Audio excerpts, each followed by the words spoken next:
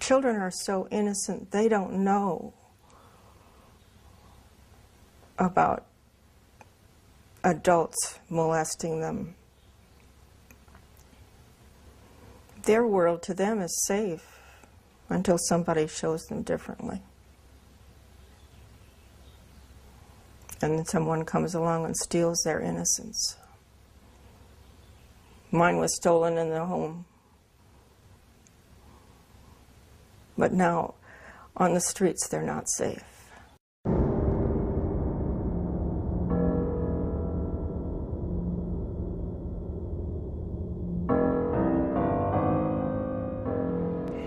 How old were you when you met Dr. Alfred Kinsey? It was probably in 1943 or so. I didn't know who he was. All I knew was that my dad was very excited about taking me there for an interview. You ask, what would the American public say if they actually understood the background to what became the sexual revolution, a sexual psychopath? Do you ever remember your father molesting you with a stopwatch? Yes. If the American public knew that Kinsey worked with a Nazi pedophile and encouraged his rapes of children and possibly even and eventually the murder of this one little girl. You and I are going to be doing some experiments. This man was the singularly most important individual in the decriminalization of every single law that we had ever had that protected women and children.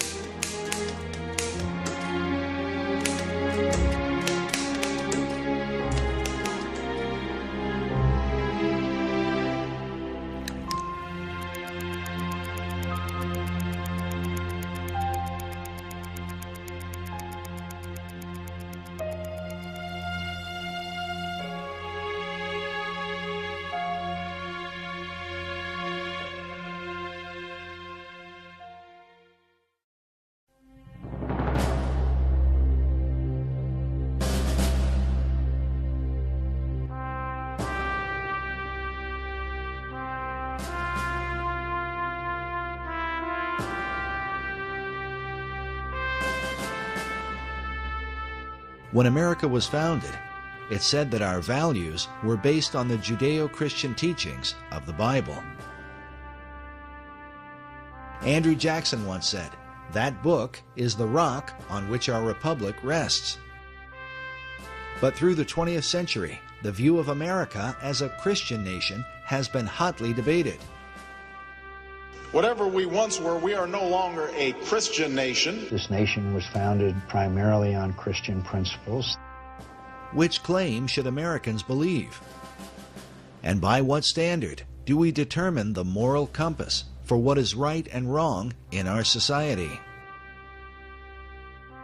George Washington, in his inaugural address of 1789, said, "The propitious smiles of heaven cannot be expected on a nation that disregards the eternal rules of order and right, which heaven itself has ordained." Among our once traditional values was the protection of women and children, once considered a sacred duty among all men. But now, under the guise of so-called liberty, the care of our most vulnerable has been compromised.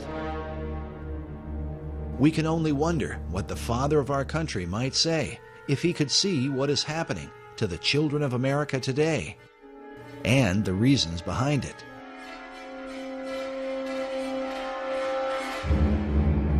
Many of America's children are disappearing.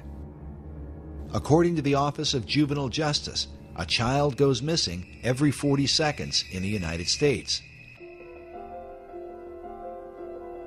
While many of these children are recovered, it is estimated that more than 58,000 of them are abducted by non-family members each year.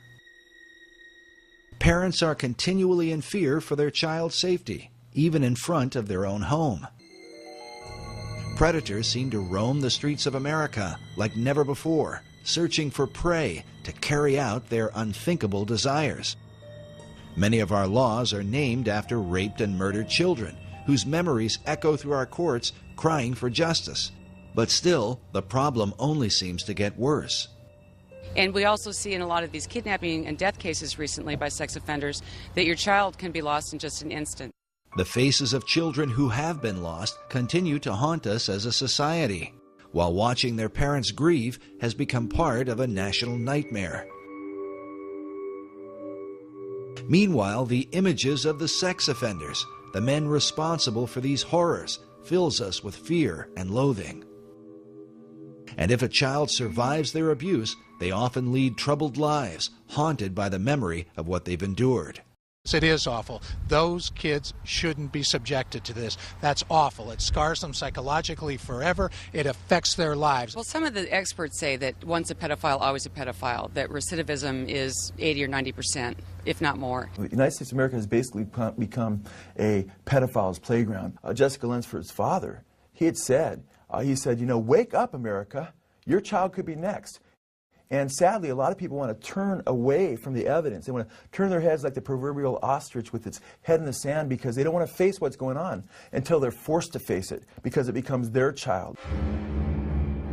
Part of the confusion is over why many of our judges send repeat sex offenders back into our neighborhoods, knowing it is simply a matter of time before they strike again. Can the reason be that these same judges are compromised by their own sexual addiction? We know that the judges are they're human. They're like everybody else. Cases of judges who are compromised by porn are documented across the country. But the license for such behavior may have been issued in 1970, when Supreme Court Justice William O. Douglas and retired Justice Arthur Goldberg wrote articles for Playboy magazine. But why would an association with a soft porn magazine like Playboy be cause for concern? And how could it pertain to the world of pedophiles? The disturbing answer to this question as our history of this movement unfolds. In 1990, the American Bar Association reported that 80% of convicted child molesters plea bargain and serve no prison time. This statistic undoubtedly put known pedophiles back on the streets in record numbers. But this was a few years prior to the widespread use of the Internet, where the most extreme forms of sexual perversion, and especially child pornography, have become a major factor in conditioning the next generation of sexual predators. In 2006, the law firm of Estee and Bomberger reported that the number of victims of childhood sexual abuse and molestation grows each year. This horrific crime is directly tied to the growth of pornography on the Internet. They went on to say that research reveals that 77% of child molesters of boys and 87% of child molesters of girls admitted imitating the sexual behavior they had seen in pornography they had watched. Basically, people that watch porn act it out. And so with the pedophilia, sure, people are going to see it and they're going to act it out. Because of the huge impact that the porn industry has had, conservative estimates say the highest service revenue on the Internet, over $3 billion a year in income just on Internet porn. And those are very conservative figures. I'm sure they're much higher, with between 500 and 700 new sites coming on a day on the Internet. The increase in child sexual abuse cannot be denied. We are massacring our children. It is a holocaust against our children. I've prosecuted murders, I've prosecuted child molesters, and I'll tell you, I get more up in the air when I was prosecuting about the child molester than the murder. I'm not condoning murder, it's not the right thing to do, but it's over. The person's gone, sad. But that poor little boy or girl, they're messed up for life. I mean, they're going to be carrying that baggage forever, and we as a society better start addressing that. Researchers argue that America's current problem with sexual predators is the fallout from the sexual revolution, a movement said to be inspired by the late Alfred Kinsey and his famous Kinsey reports, first published in 1948. According to the conservative organization Human Events, the Kinsey Report is listed among the top 10 most harmful books of the 19th and 20th centuries.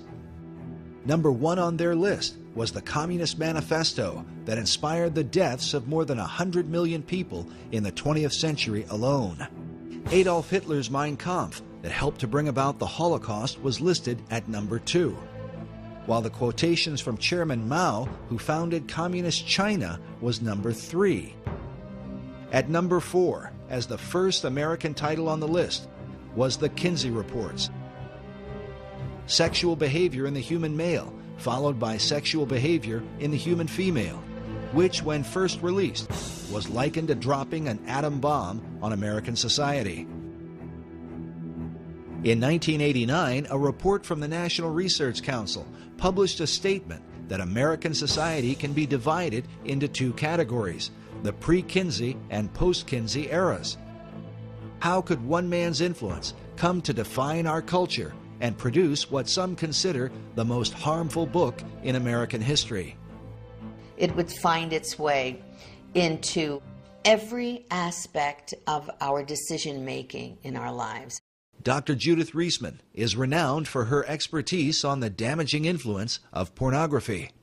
She has testified repeatedly before the U.S. Congress. Her research has been used by the FBI and by governments throughout the Western world when determining their policies on obscenity. She is author of the book, Kinsey, Crimes and Consequences, in which she details the devastating impact of Alfred Kinsey in America, an influence she believes is behind the growing number of sexual predators who seem to come from all walks of life. Teachers, doctors, lawyers, judges, people are being caught right and left, sacrificing their lives and their families' lives to their addictions to child pornography. How do you think it happened? It did not start today.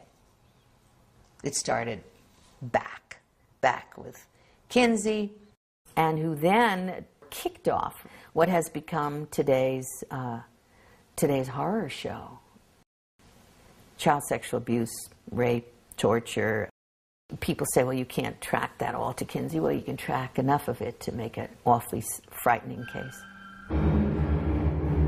While Dr. Reisman's view may seem extreme, her evidence is disturbing, the results of which are so often reported in our nightly news. 35-year-old convicted sex offender Bradley Meinhardt was sentenced to just 1 to 3 years in prison for sexually assaulting a 12-year-old girl in East Penn, and the guy had a prior. Here's the suspect right here, Joseph Edward Duncan. He has a long history of sexual aggression. Here's Larry Don McQuaid, the 41-year-old former school bus driver who's confessed to sexually abusing more than 200 children. I was able to manipulate parents and children alike, that I was such a nice guy that I wouldn't do something as wrong and disgusting and as that. I consider myself a demon. It's too dangerous for me to be on the street. Should he be released? We tried to protest parole. Unfortunately, as I said, the statute requires his release. I didn't know that the average sex offender, predator, molests 100 children. I mean, that just makes my outrage even more. For years, Americans have wondered why repeat sex offenders so often receive light prison sentences only to be released back into society. According to Dr. Reisman, the answer is Alfred Kinsey. The laws were changed based upon his fraudulent data, and he was directly involved in those changes. Kinsey went state by state. I have his testimony in California in 1949, telling a committee that was about to toughen the sex laws and toughen up about the laws to protect children because there'd been a murder of 2 little girls. He goes to California to testify in 1949 that you should release everybody, that pedophiles and pederasts did not repeat their crimes, that parole was absolutely critical, that would reduce our sex crimes. The committee believes him. They reduce all of our sex crimes. They parole people, and they haven't stopped. When the Kinsey Report was first released, the famous ACLU lawyer, Morris Ernst, wrote that virtually every page of the Kinsey Report touches on the legal code. He told the legal profession that no bar association, law school journal, or lawyers' committee can consider sex laws without the Kinsey study. According to Westlaw, the most widely used legal database, between the years 1982 to 2000, there were approximately 650 citations to Alfred Kinsey. The model penal code that was adopted just after 1955 was based on Kinsey's research. This is a flow chart I put together to describe how the Kinsey research gutted American laws. Through the American Law Institute, ALI, the American Law Institute Model Penal Code, 1955. That was where protections were then removed for women and children from American law system. The U.S. justice system from 1948 to today, that's what this is about. After publishing his reports, Kinsey traveled the country, giving lectures at universities and testifying before lawmakers. He was received as the leading scientific expert in the world on human sexuality. In particular, he discussed laws concerning sex offenders and the education of children. Of children, he said 100% of are orgasmic from birth. Therefore, children can benefit from sex with adults and even incest, which is illegal, so we need to lower the age of consent. He was working toward making everything legal, but that's all right. Children need early explicit school sex education since they're sexual from birth, which was illegal at the time. Now it's everywhere. They need masturbation and hetero and homosexual acts to be taught to them, which was illegal, and now it's being taught. And about parole, Kinsey said that sex offenders rarely repeat sex crimes. Therefore, all sex offenders should be paroled, which is exactly what started to take place. Part of Kinsey's defense of pedophiles was that children were not really harmed by sexual contact with adults. Therefore, it made no sense to incarcerate pedophiles for lengthy prison terms. 1950, Rockefeller funded the American Law Institute Model Penal Code. 1952, a Harvard Law Review called for a code to change our sex laws in accordance with what Kinsey had objectively found. And then in 1955, the code was created and sent out to all legislators in the country via these important people, judge, lawyers, sociologists, lawyers, and so forth. And from there, that went. The ALI model, the sex offenses section, sent to states all over the country, adopted all or in part beginning in 1956 here and moving on to Illinois, to Minnesota and so forth, and all other states of the Union. As Dr. Reisman noted, the Model Penal Code was financed by the Rockefeller Foundation.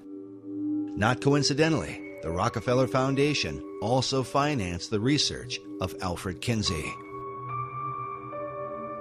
In the 1950s, a congressional committee was formed under Congressman B. Carroll Reese to investigate the influence of the large tax-exempt foundations, including Rockefeller. There was a huge concern at the time in the 1950s that the foundations were now being run by people with a strikingly strident a libertarian or liberal agenda, which resisted and resented the Judeo-Christian way of life. The late Norman Dodd was the director of research for the Reese Committee. In an interview recorded shortly before his death, Dodd stated that part of what the committee had learned was that the objective of the great foundations was to remove America from the values on which she was built and to do so through the education system. What we had uncovered was the determination of these large endowed foundations, this Carnegie Endowment story and the Ford Foundation and the Guggenheim and the Rockefeller Foundation, all working in harmony toward the control of education in the United States. Dodd's testimony becomes an important issue when considering the direct impact of Kinsey's research on sex education in America. While the Reese Committee investigated many programs funded by the foundations, when it came to Kinsey's research, they were vehemently opposed by the late Congressman Wayne Hayes. That's established quite well in Renee Wormser's book on foundations, Their Power and Influence, a book that no American who wants to understand what happened to our country should be without. Renee Wormser was the lawyer for the Reese Committee. In his book, Wormser writes that the committee had dug up some significant material about foundation support of the Kinsey projects. This brought Mr. Hayes into a steaming rage, he says, and he asked to see our entire Kinsey file. It was produced for him, and he angrily declared to Mr. Dodd that we were to go no further with this particular investigation. contending that every member of Congress would be against our doing so. Mr. Hayes stated emphatically to Mr. Dodd that he would oppose any further appropriation to our committee unless the Kinsey investigation were dropped. Wormser writes that as a result, the valuable material in our Kinsey file never saw the light of day. What was it in the Kinsey file that provoked such a response from a U.S. congressman? As we move forward, consider that the Kinsey data was partly paid for by the American taxpayers, who continue to fund the Kinsey Institute to this day. There's more going on in that institute. They have covered up so much. Some believe that if Kinsey's research had been exposed in the 1950s, the information might have sparked a second American Revolution. What was in the Kinsey file, and does that information continue to influence or even haunt America?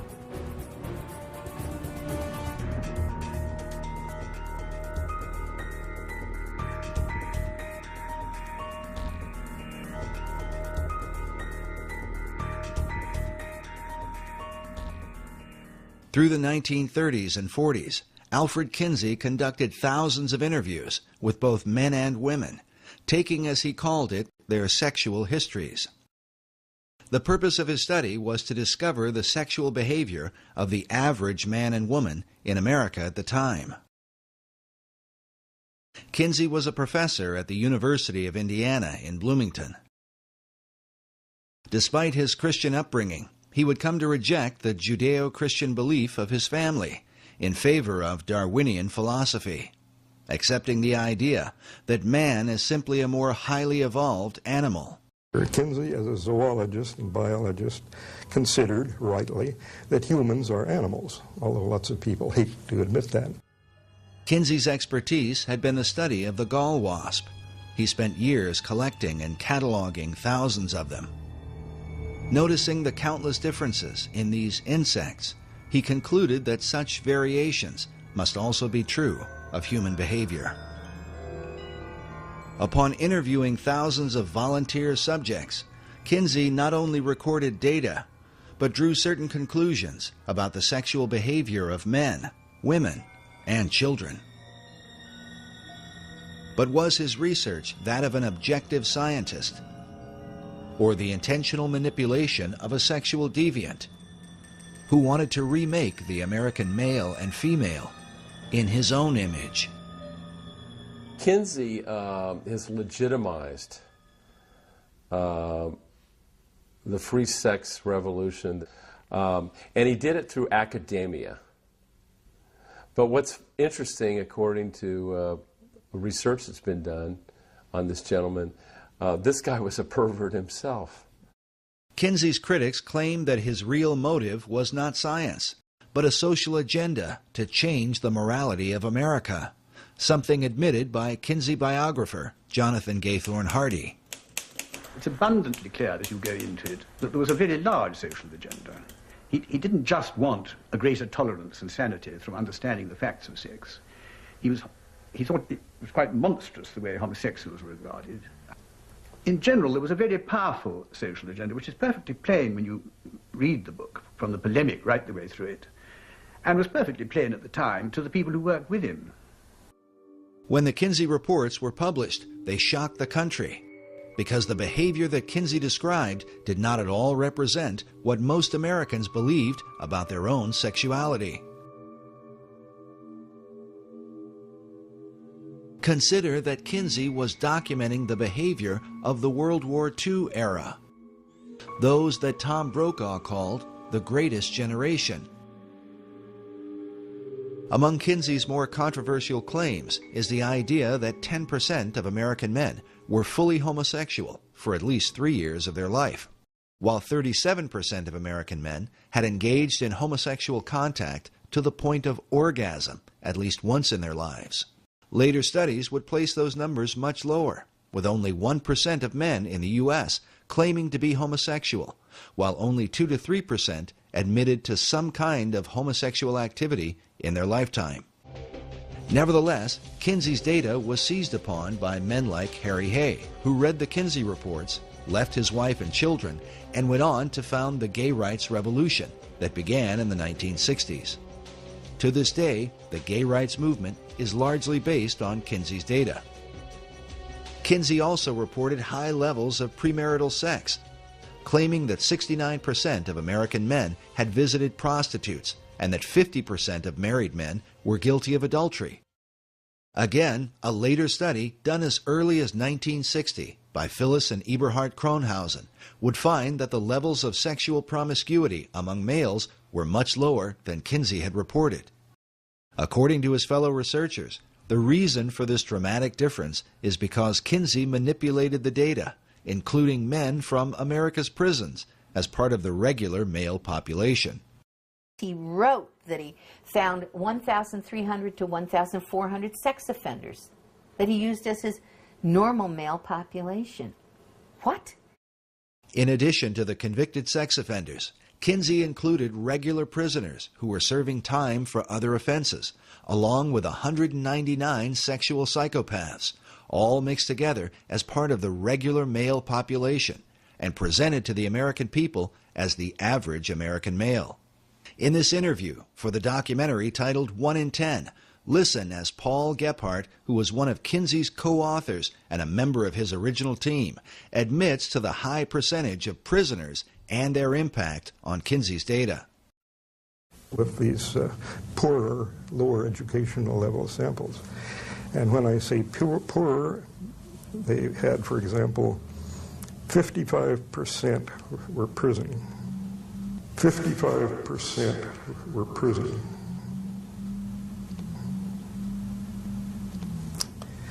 And I think that has a definite effect. We know we didn't have enough non-prison people to do much of a comparison, but he didn't do a comparison. He simply took the prison people he got and used them with that less than college educated sample. But the trouble was, by, you might say, emphasizing the less than college educated sample, he introduced a lot of errors into the data.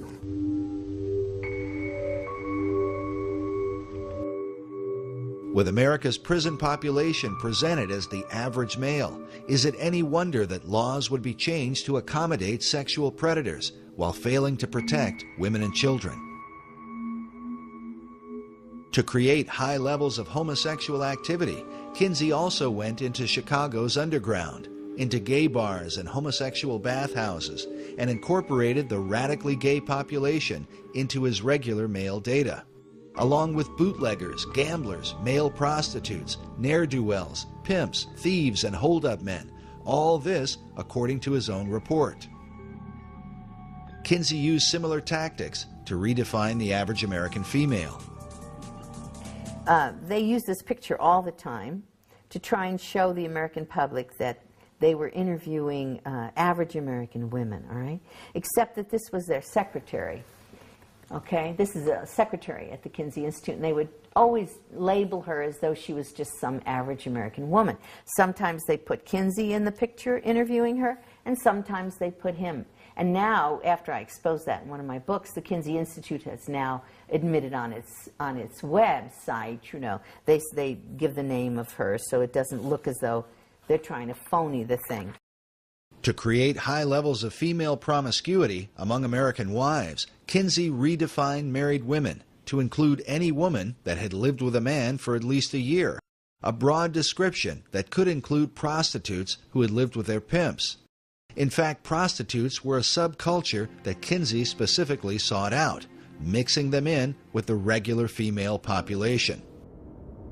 As a result, Kinsey's report stated that some 50% of American women engaged in premarital sex, while 26% of married women were supposedly involved in adultery.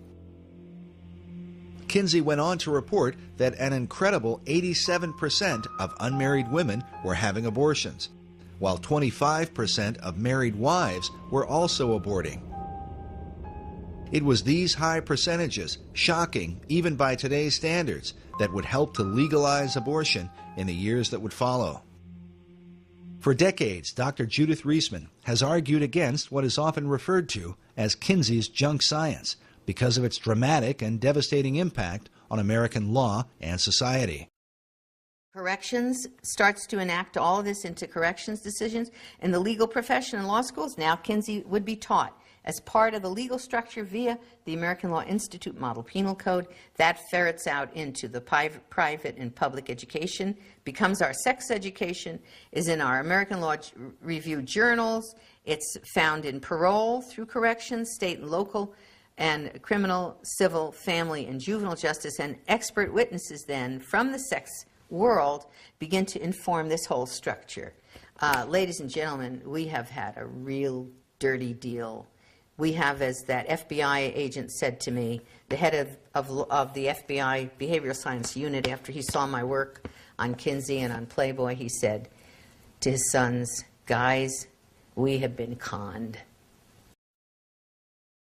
Dr. Reisman is not alone in her conclusions, nor was she the first to discover these things. As Reese Committee lawyer Renee Wormser states in his book, the much publicized Kinsey studies base an advocacy of criminal and social reform on the very unscientific material which Dr. Kinsey had collected.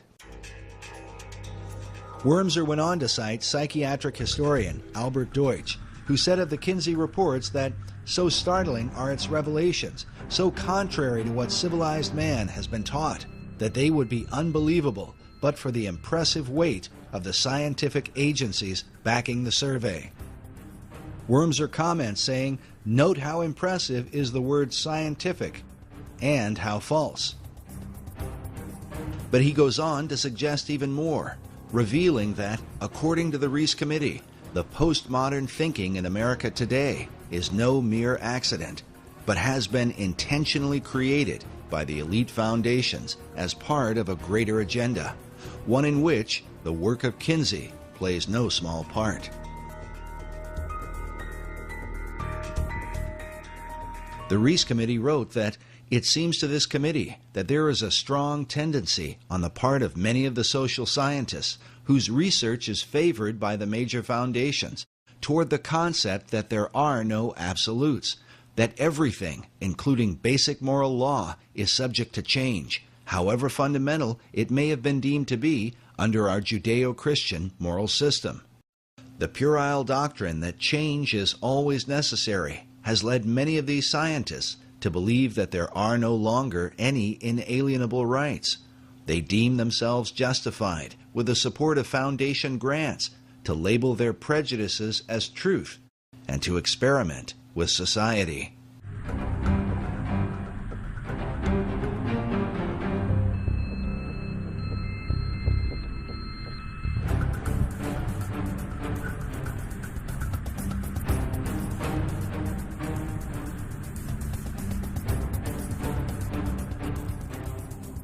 By far, the most disturbing evidence against the Kinsey reports is the information pertaining to the sexual behavior of children.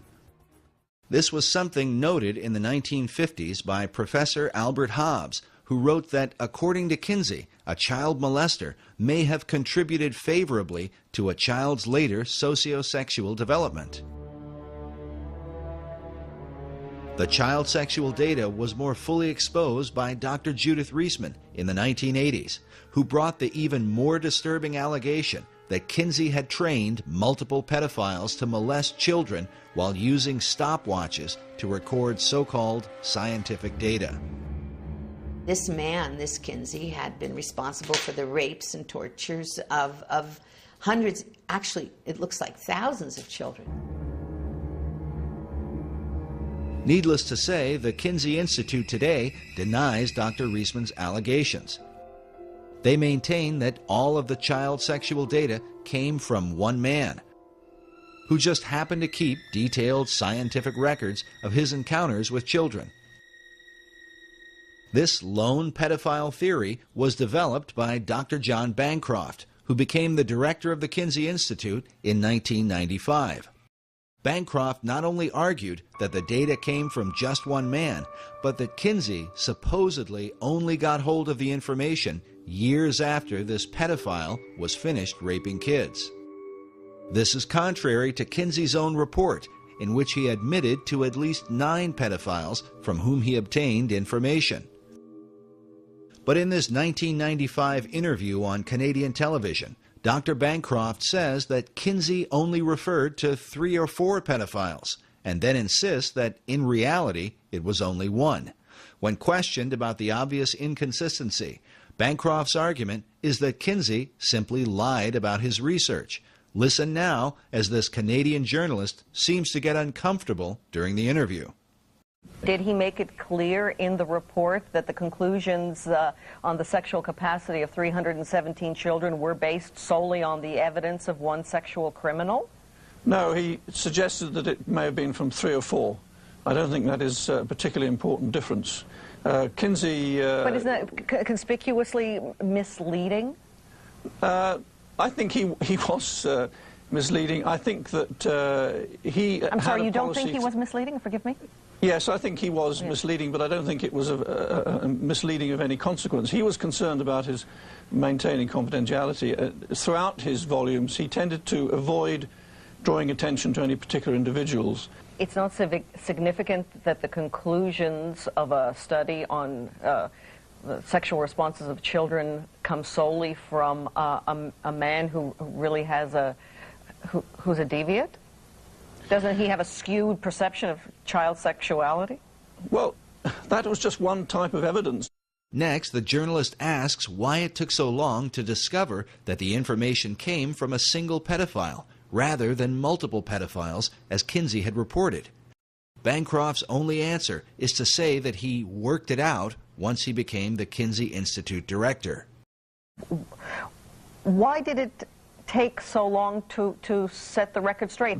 When I got to the Kinsey Institute and these accusations were continuing, some people were expressing, some otherwise reasonable people were beginning to worry about these accusations and saying, well, how is it that if he's got information from 3 or 4 men, he can standardize it in such a way that it goes into a table unless somehow or other he's trained these men to make these observations. People were beginning to express that concern, therefore I decided to look more closely at the source of information, and that's when I realized that actually, as far as those tables were concerned, the information all came from this one man who had been collecting this information in an extraordinarily methodical way throughout his life since about 1917. And you knew of this for how long? That it was that Kinsey was misleading in this? I worked out that there was one man involved soon after I came to the Kinsey Institute, and shortly after that we issued a press statement from Indiana University making this point clear. So, I'm sorry. That was at the beginning of September. What the criticism is also, and it's significant, is that Alfred Kinsey was guilty of academic dishonesty, and if the Institute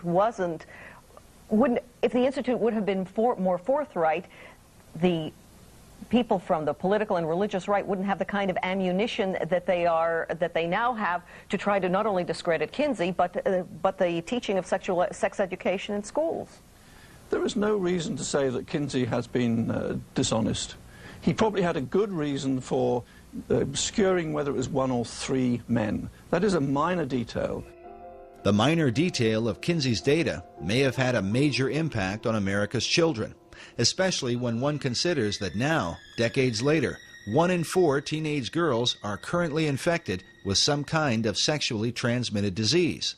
And according to the White House Office of National AIDS Policy, in the U.S., it is estimated that 2 young people, aged 13 to 25, are infected with HIV each hour.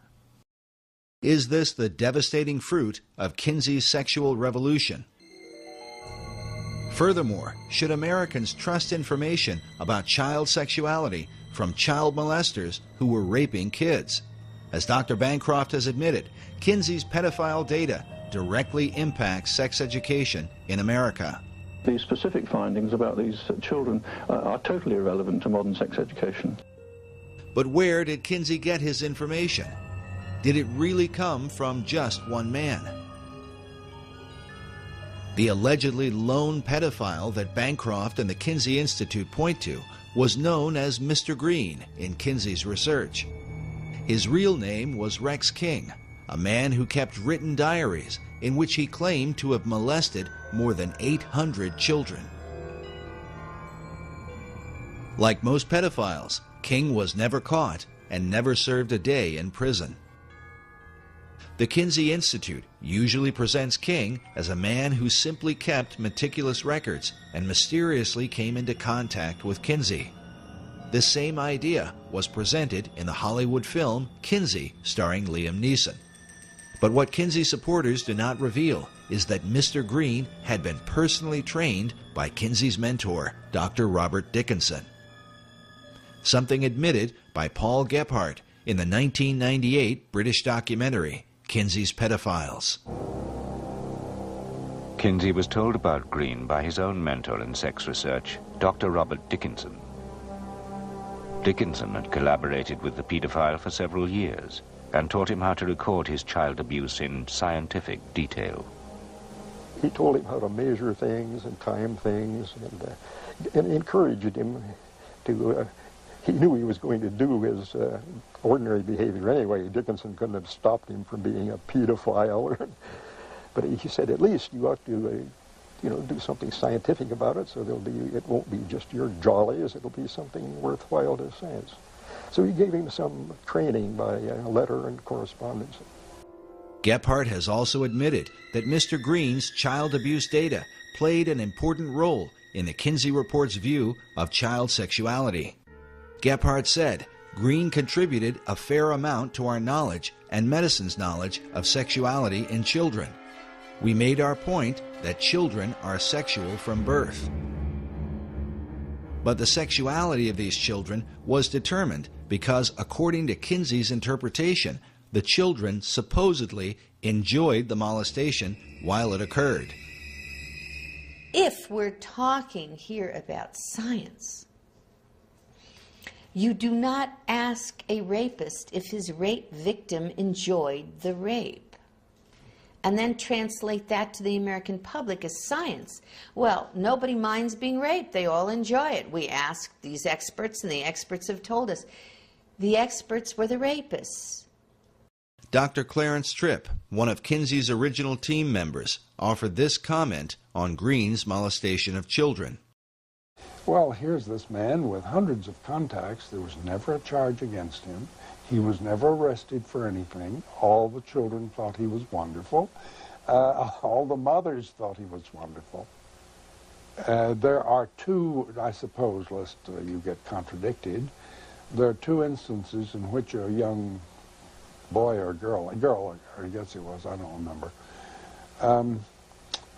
didn't complain. They agreed to the sexual contact, but then they found it very painful and yelled out when it actually took place. This was because they were very young and had small genitalia, and Green was a grown man with enormous genitalia, and there was a fit problem. The idea that the children enjoyed being molested by Mr. Green is shocking enough, but the suggestion becomes even more appalling with the testimony of Jonathan Gaythorne Hardy, a Kinsey biographer who is one of the few people who have been allowed to view Kinsey's private records.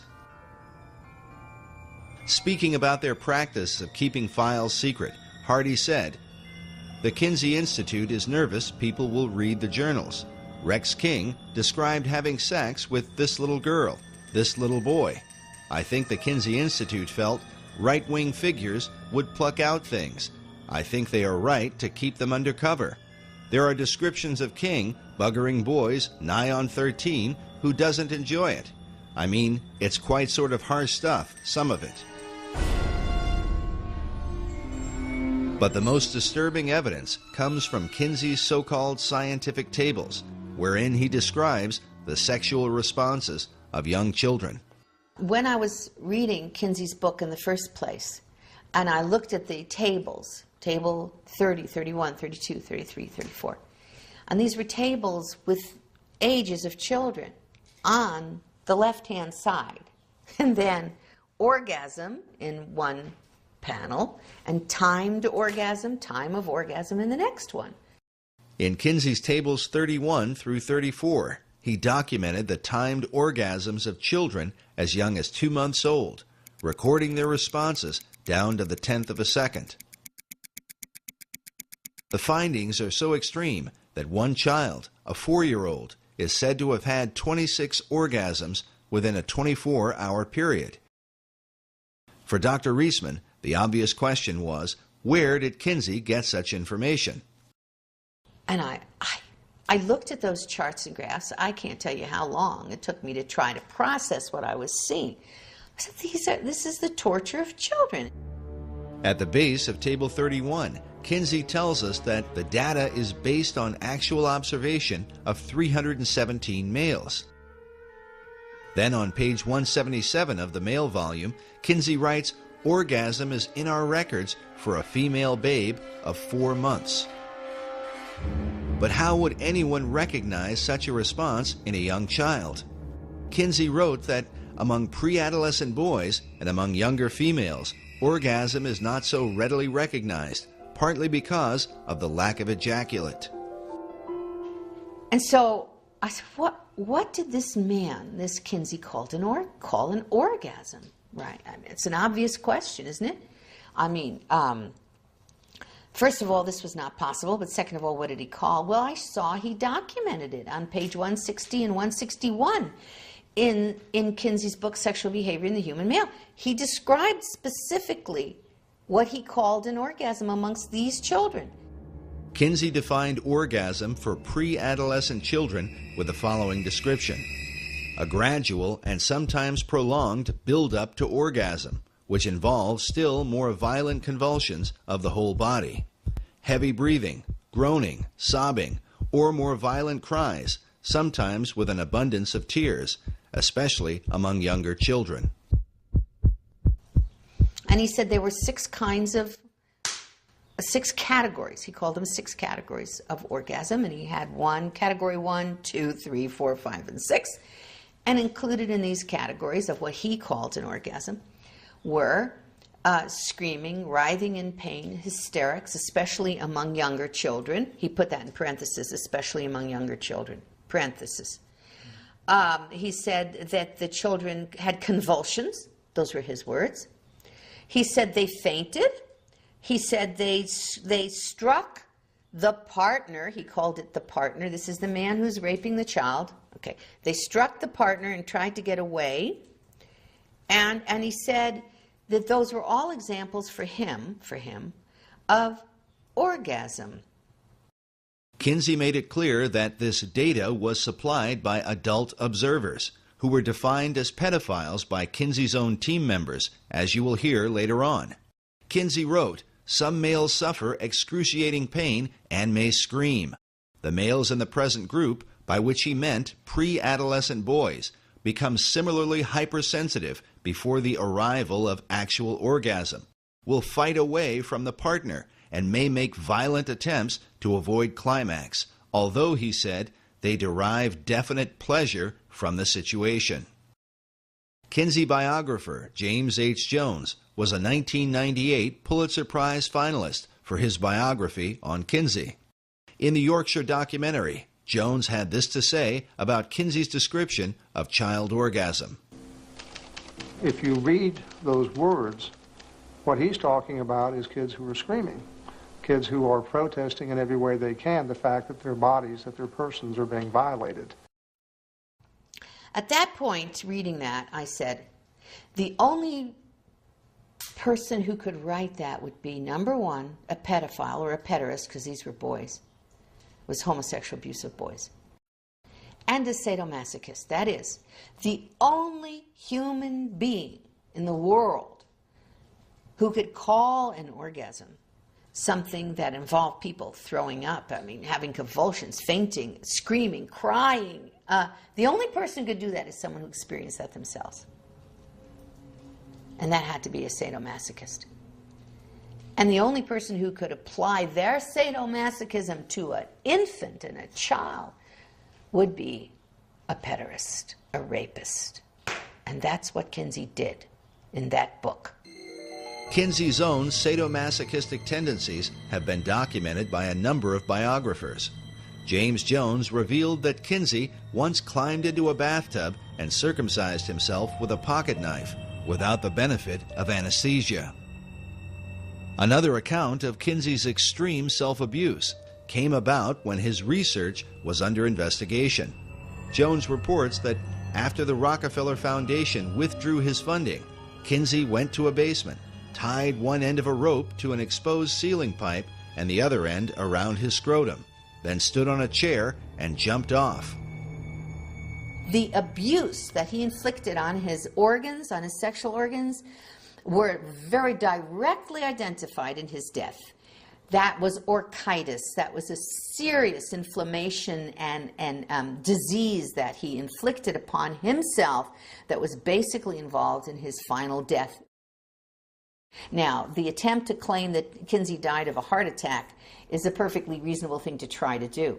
It's kind of embarrassing to say that the father of the entire sexual revolution, who has trained all of our sex educators in the United States of America basically, died because he had so abused himself doing the activity that they tell everybody is okay, that he died of this terrible and very painful experience. If Kinsey's abuse had only been inflicted upon himself, his critics might be less likely to accuse him. But his abuse extended to children, the most precious members of our society. In this image, Kinsey seems to take a demented sort of glee in showing these young children a film of two porcupines engaged in a sexual act. He seems oblivious to the confused and even disturbed looks on the faces of these children. Was it this same lack of concern that enabled Kinsey to support and even encourage the most depraved sexual criminals? The evidence shows that Kinsey was not content to work with merely one pedophile, as Dr. Bancroft and the Kinsey Institute claim. Following the example of his mentor, Dr. Robert Dickinson, Kinsey set out to train his own predators, men who would collect information about what can only be called the sexual torment of children.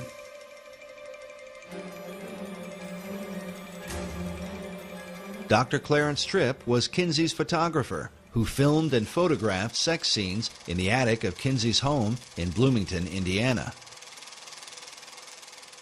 In 1990, Tripp was interviewed on The Phil Donahue Show, along with Dr. Judith Reisman, who appeared to defend her first book exposing Kinsey. Well, don't look now, but they're attacking Dr. Kinsey again. The book is titled Kinsey, Sex and Fraud, The Indoctrination of a People. During the show, as Clarence Tripp began to defend Kinsey's research, even Phil Donahue, with his liberal views on sexuality, became uneasy at some of Tripp's bizarre comments about the molestation of children. We should say that you are the author of The Homosexual Matrix, a book which got quite a positive response from... I want to agree with Reisman on one point. I think we really ought to talk about the child stuff before we mix in the right, well, make your point, homosexual stuff.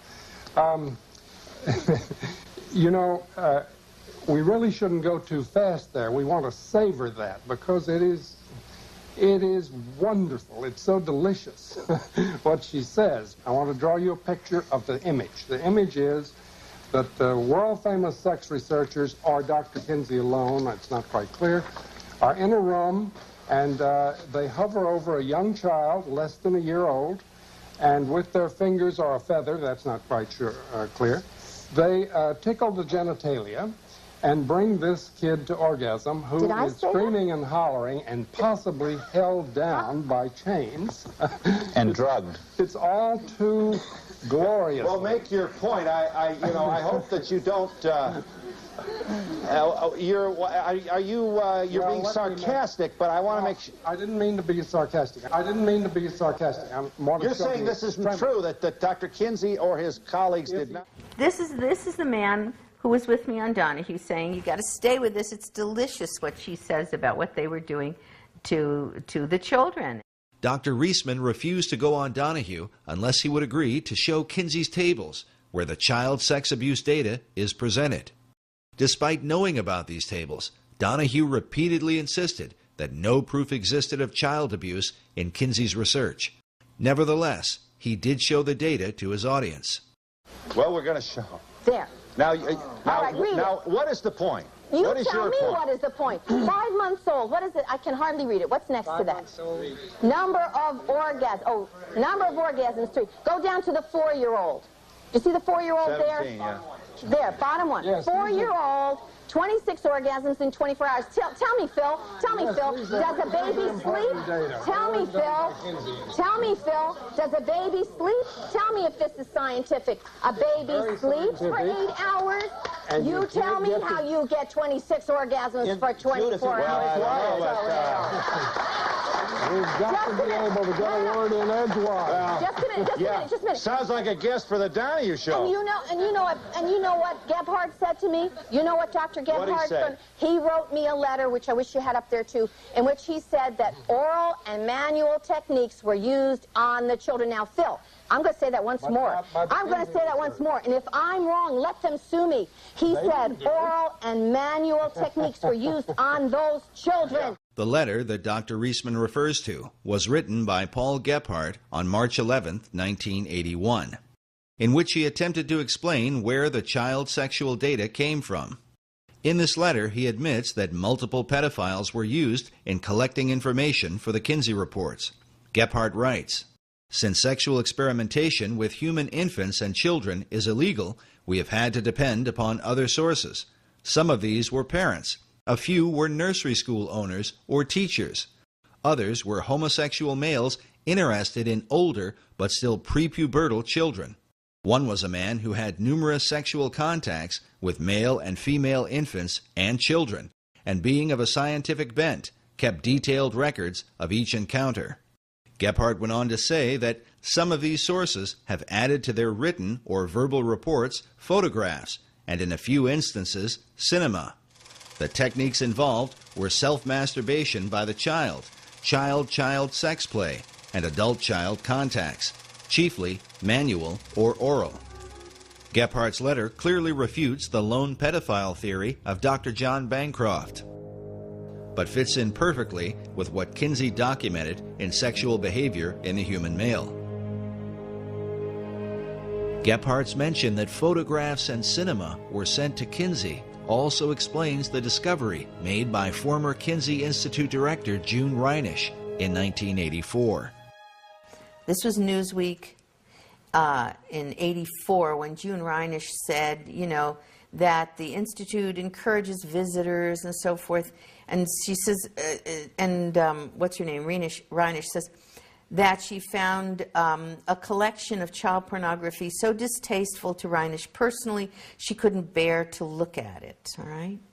Now, she's not asking where that child pornography came from, right? But some of it was... Now, she found this at the Kinsey At the Kinsey Institute, yes. Yeah, at the Kinsey Institute. And John Bancroft, who wrote about Kinsey and supported Kinsey for years before he was hired as the head of the Kinsey Institute, right? Who was supposed to be an expert on Kinsey, which was why he was hired by the Kinsey Institute, now suddenly claims that everybody knew all along that these children were being raped by one pedophile. Well, he's the expert on Kinsey. Why didn't he ever write about it before he got hired? Why did he have to go into the Kinsey Institute to look into it if it's all laying out there? He knew that it wasn't a couple of pedophiles, which he said at one point. It wasn't one pedophile, which he said at another point. Kinsey said it was 9 pedophiles. That's what he wrote.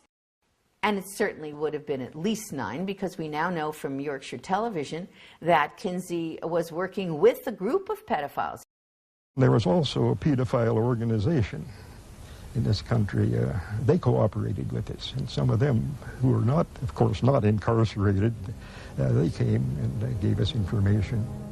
Dr. Reisman believes the pedophile organization mentioned by Gebhardt may have been the nucleus for what would become NAMBLA, the North American Man-Boy Love Association. While child molestation is a crime in any circumstance, the members of NAMBLA claim that their intentions are out of love for the children they molest. Yet this cover of a NAMBLA bulletin, which they called their back-to-school issue, paints quite a different picture. It shows a frightened boy cornered by two adult men who are about to force him into sexual contact, and is more consistent with the information found in the Kinsey reports that children are in fact being raped and tormented by the pedophiles who prey upon them. To this day, NAMBLA looks to Alfred Kinsey as their inspiration, saying that gay liberationists in general, and boy lovers in particular, should know Kinsey's work and hold it dear. Implicit in Kinsey is the struggle we fight today. Well, there's a huge connection between Alfred Kinsey and NAMBLA.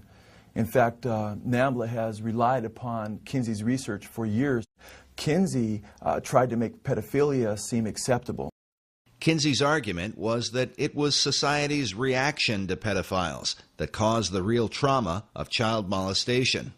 Members of NAMBLA will often refer to this quote from Sexual Behavior in the Human Female, where Kinsey wrote that when children are constantly warned by parents and teachers against contacts with adults, they are ready to become hysterical as soon as any older person approaches, or stops and speaks to them in the street, or fondles them. Some of the more experienced students of juvenile problems have come to believe that the emotional reactions of the parents, police officers, and other adults who discover that the child has had such a contact may disturb the child more seriously than the sexual contacts themselves. The current hysteria over sex offenders may very well have serious effects on the ability of many of these children to work out sexual adjustments some years later.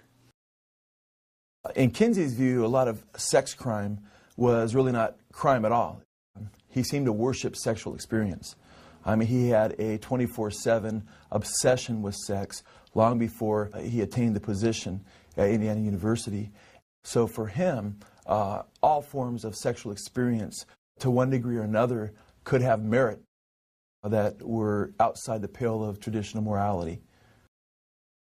Many researchers have come to believe that it was this philosophy that allowed Kinsey and his team to communicate with active child molesters and even train them to record their abuse in a scientific manner. While the Kinsey Institute continues to deny this, further evidence is found from the testimony of Dr. Clarence Tripp on the Phil Donahue Show.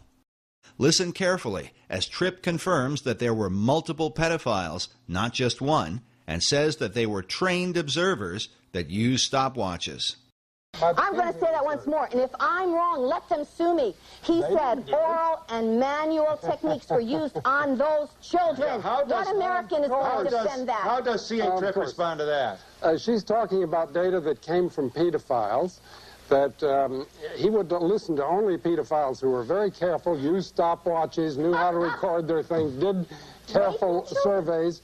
And these she resents very much, but they're very important. So he interviewed people who were known criminals. I assume, were they in prison at the time? Oh, certainly not. But they were, in her sense, criminals because they were pedophiles. But they were trained Oh, in her sense, observers. They were criminals because they were pedophiles. They're raping children and they're not criminals. You're going to defend Nobody that. was raping children. What they were doing... What do you call sexually, manually, and orally abusing a baby, and you're a bloody pedophile? We also have an interview that was a phone interview that I have a copy of. It's in my book, between Gebhard and Dr. Muir, who was my editor, in which Gebhard admits that they told the pedophiles to use stopwatches. The interview Dr. Reisman refers to took place on November 2nd, 1992, between Dr. Gordon Muir and Paul Gebhard. Dr. Muir also appeared on The Donahue Show as the editor of the book, Kinsey, Sex and Fraud.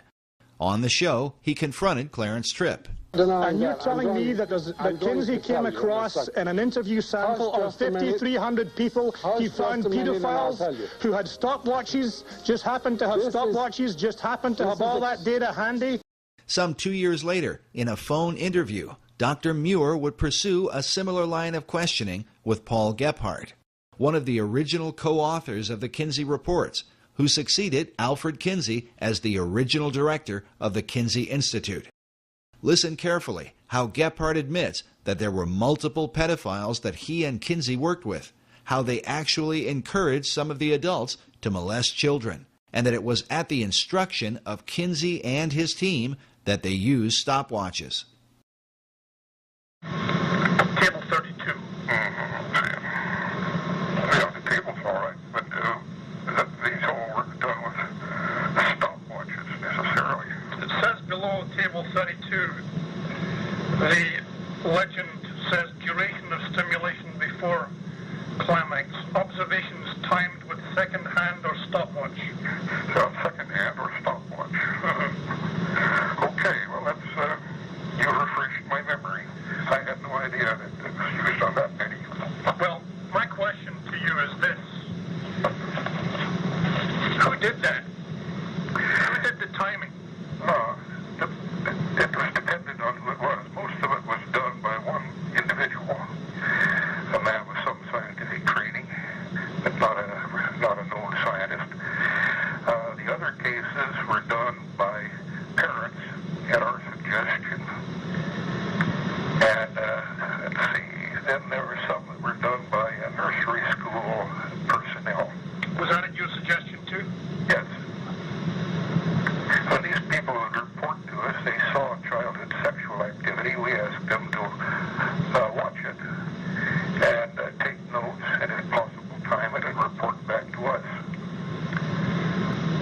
Some of the stimulation was clearly being done by adults themselves, isn't that correct?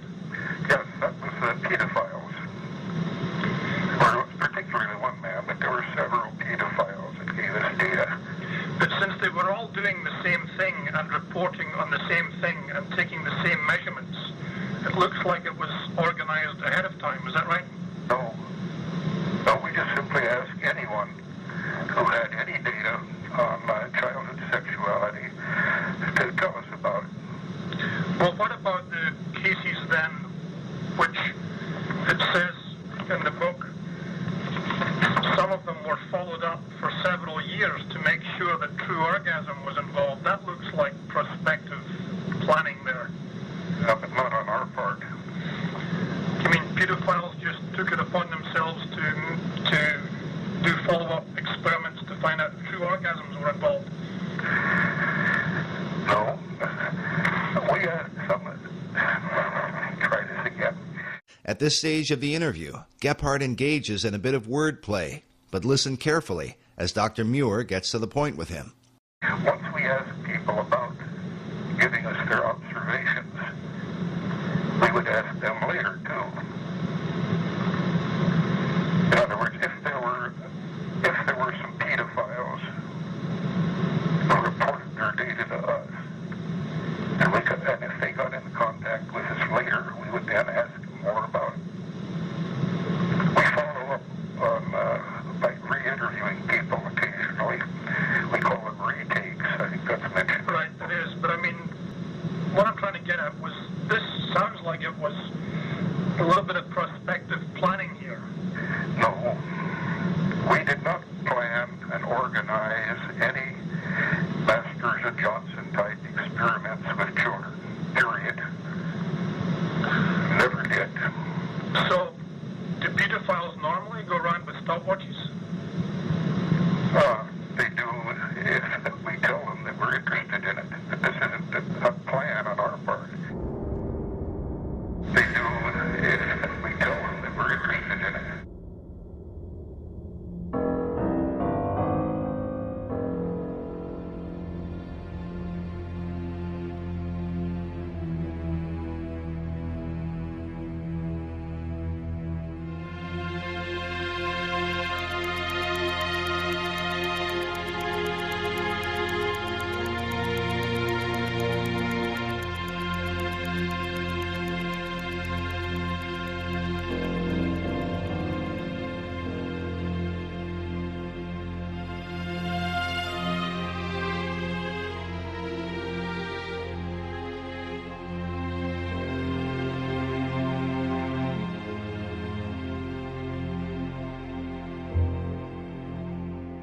I want to know who these children are, how their parents were involved, and have we talked to those children now as adults? When I wrote to the Kinsey Institute and I asked What about these children? They just casually wrote me back. Gebhardt casually wrote me back that, well, we never had any follow-up on these children. It was too expensive, he said, or just impossible. What does he mean there's never been a follow-up? You just talked about men who are raping children, at least 317 children.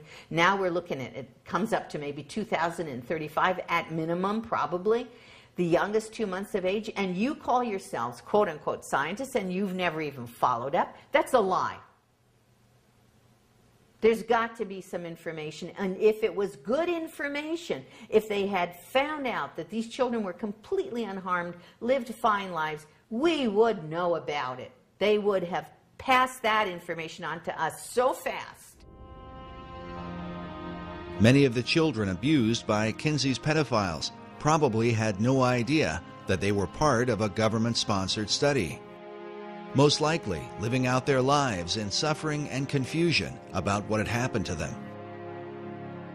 But when the Family Research Council released its documentary, The Children of Table 34, the haunting image of a stopwatch sparked the memory of a woman who calls herself Esther White. My grandfather molested me when I was around 4. And he never did again. But he went to Indiana University to get his teaching certificate. And he took biology while he was there. And so I'm assuming that he probably met Kinsey there because the whole university was involved in his research. As a child, Esther says she was taken by her father and grandfather to meet with Alfred Kinsey and to be interviewed by him. But the real purpose of that meeting would be a mystery for years to come. I didn't really know. I didn't connect it all until I read Judith Reisman's writings, especially when it came to the video that she did where they showed a stopwatch. And that was the key. I realized, yes, that was what was going on. Now in her 70s, her desire is to remain as anonymous as possible out of consideration for her family. Esther White is her assumed name. How old were you when you met Dr. Alfred Kinsey? It was probably in 1943 or so, 43 or 44. I was born in 34. My father was very excited about taking me there to meet Dr. Kinsey. I didn't know who he was. All I knew was that my dad was very excited about taking me there for an interview. And he was instructing me that I was to be very nice to this man and answer him. He told me they would ask me about my family and whether I loved my family and so forth. So when we got there, it was at my grandfather's and great-grandmother's house. And Mr. Kinsey and his 2 colleagues were late in getting there because it was winter time. And he was doing a seminar at Ohio State University. This was in Columbus, Ohio. And when he came, he was in very much of a rush because they were so late. And he kneeled down in front of me and asked me questions about whether I loved my daddy, whether I loved my family. And of course I said yes, because I did. I loved my family. And the interview was very short. There was a man with him that had a clipboard who was taking down my answers to the questions. I can't remember all the questions he asked, but it was probably a 5 or 10 minute interview. And just before they left, my grandfather said, "What about the check?" And he says, "Oh yes, I almost forgot." Who said that, Kinsey? Kinsey said that.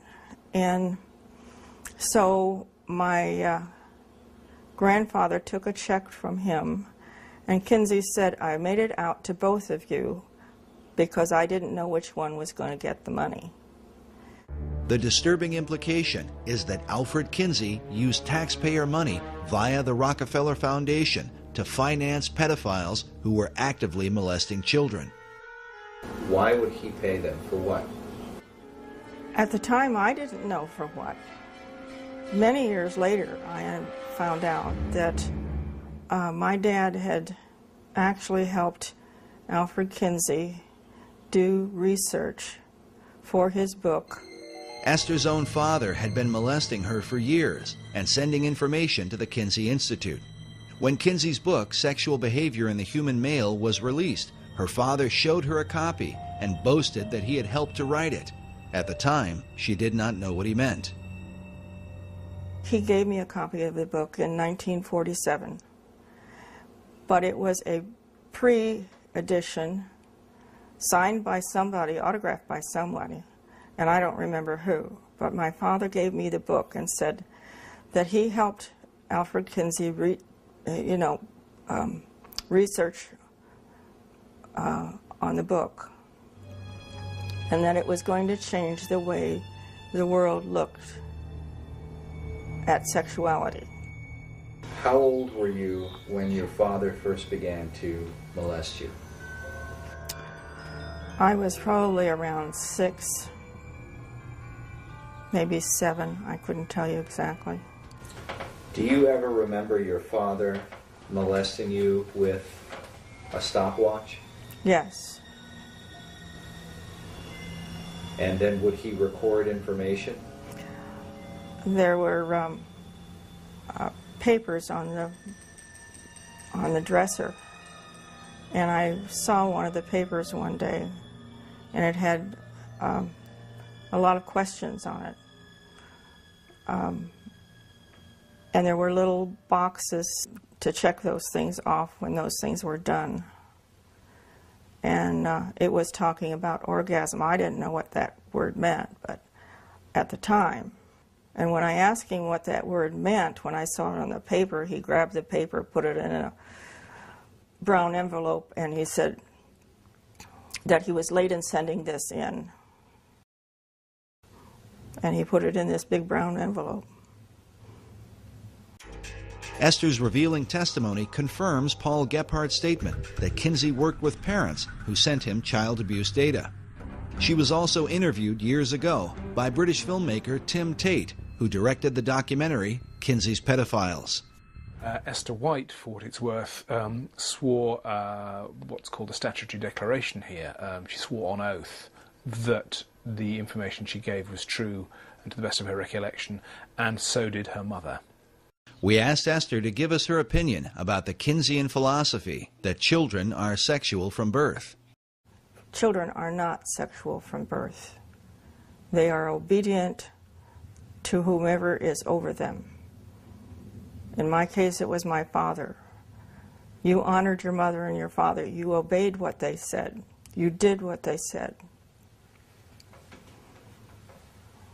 That's the reason I was silent for so many years. I was told not to tell my mother that this was normal, and all the other little girls and boys were doing this too. So this was not a rare thing at all. They just didn't talk about it. So I was made to believe that I was sexual, but I wasn't. I hated it. I cried, I had convulsions, but that was totally ignored. She's heartbroken about the life that she lived because of her abuse at the hands of her father and grandfather, who were working for Kinsey and sending material to him. There are others out there like that.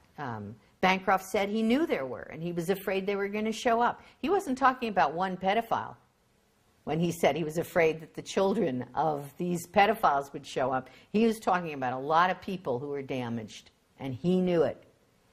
And the Kinsey Institute knows it, and Indiana University knows it, and they've always known it.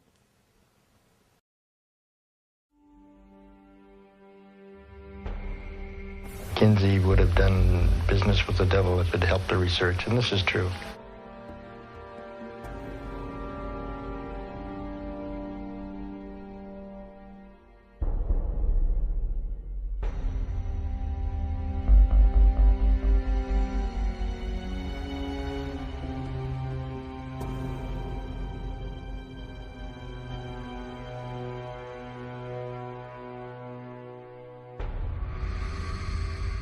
I view Kinsey as one of the most treasonous Americans in human history. The charge of treason might sound a bit extreme, but the evidence shows that Kinsey's desire to document the most depraved sexual behavior led him to work with a man who seemed to personify evil itself, a Nazi pedophile named Dr. Fritz von Balusek. Dr. von Balusek was a Nazi officer, Gestapo member of the Gestapo, one of the original Nazis, by the way, joined the party very early. He was in charge of a Polish town, and he was a pedophile. Years after the war, von Balusek was arrested and put on trial for the murder of a 10-year-old girl who had been found naked and throttled on a piece of wasteland.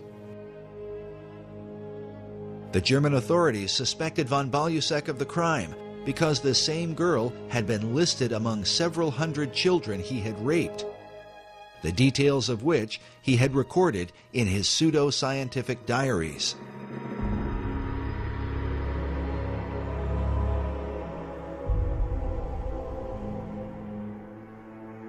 The German newspapers called him the most important pedophile in the criminal history of Berlin.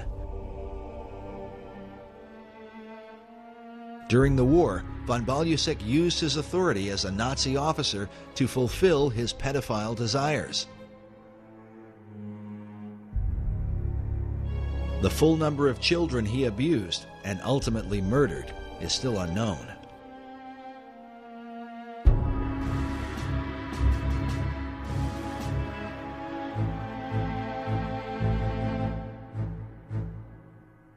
When he was arrested for rape of many, many, many children, but also possible murder of a little girl, all of the German newspapers spoke about this on the headlines.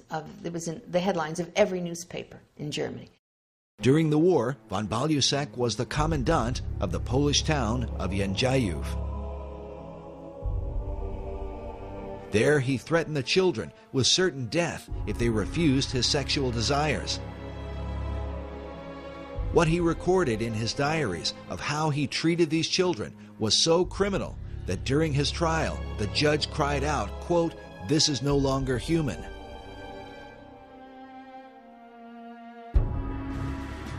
He had told the children that it was either the smokestacks or it was him.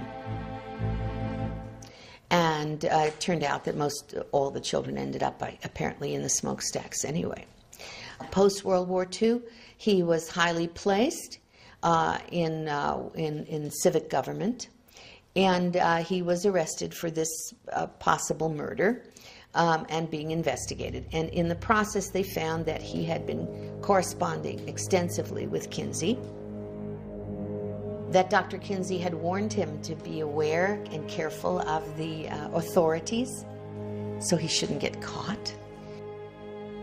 The German authorities learned that von Balusek and Kinsey had a working relationship, and that Dr. Kinsey was well aware of the vicious abuse the Nazi pedophile was inflicting upon innocent children. At his trial, the judge said to von Balusek, "I got the impression that you got to the children in order to impress Kinsey and to deliver him material." To which von Balusek replied, "Kinsey himself asked me for that." The German press was outraged, and the judge was outraged. The judge went on to say, instead of answering his sordid letters, the strange American scholar should have rather made sure that Mr. von Balusek was put behind bars. The German press reported that Kinsey's letters to the Nazi contained warnings to watch out or be careful of getting caught. They wrote that in his diaries, von Balusek stuck in the letters from the sex researcher Kinsey, in which he'd been encouraged to continue his research. He had also started relationships to expand his researches. One shivers to think of the lengths he went to.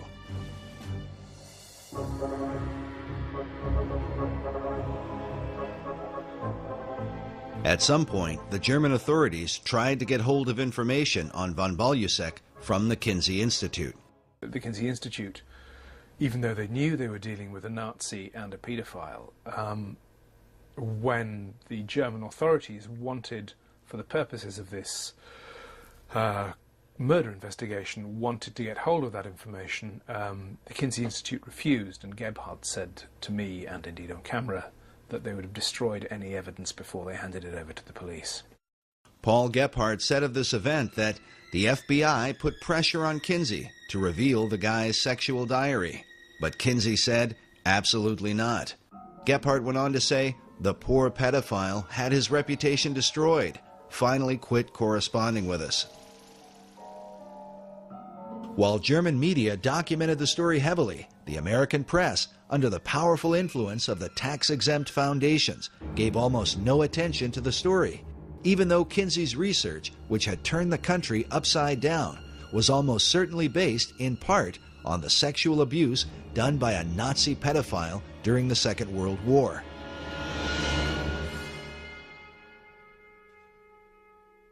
It is entirely likely that von Balusek's letters to Kinsey can still be found in the records of the Kinsey Institute even today.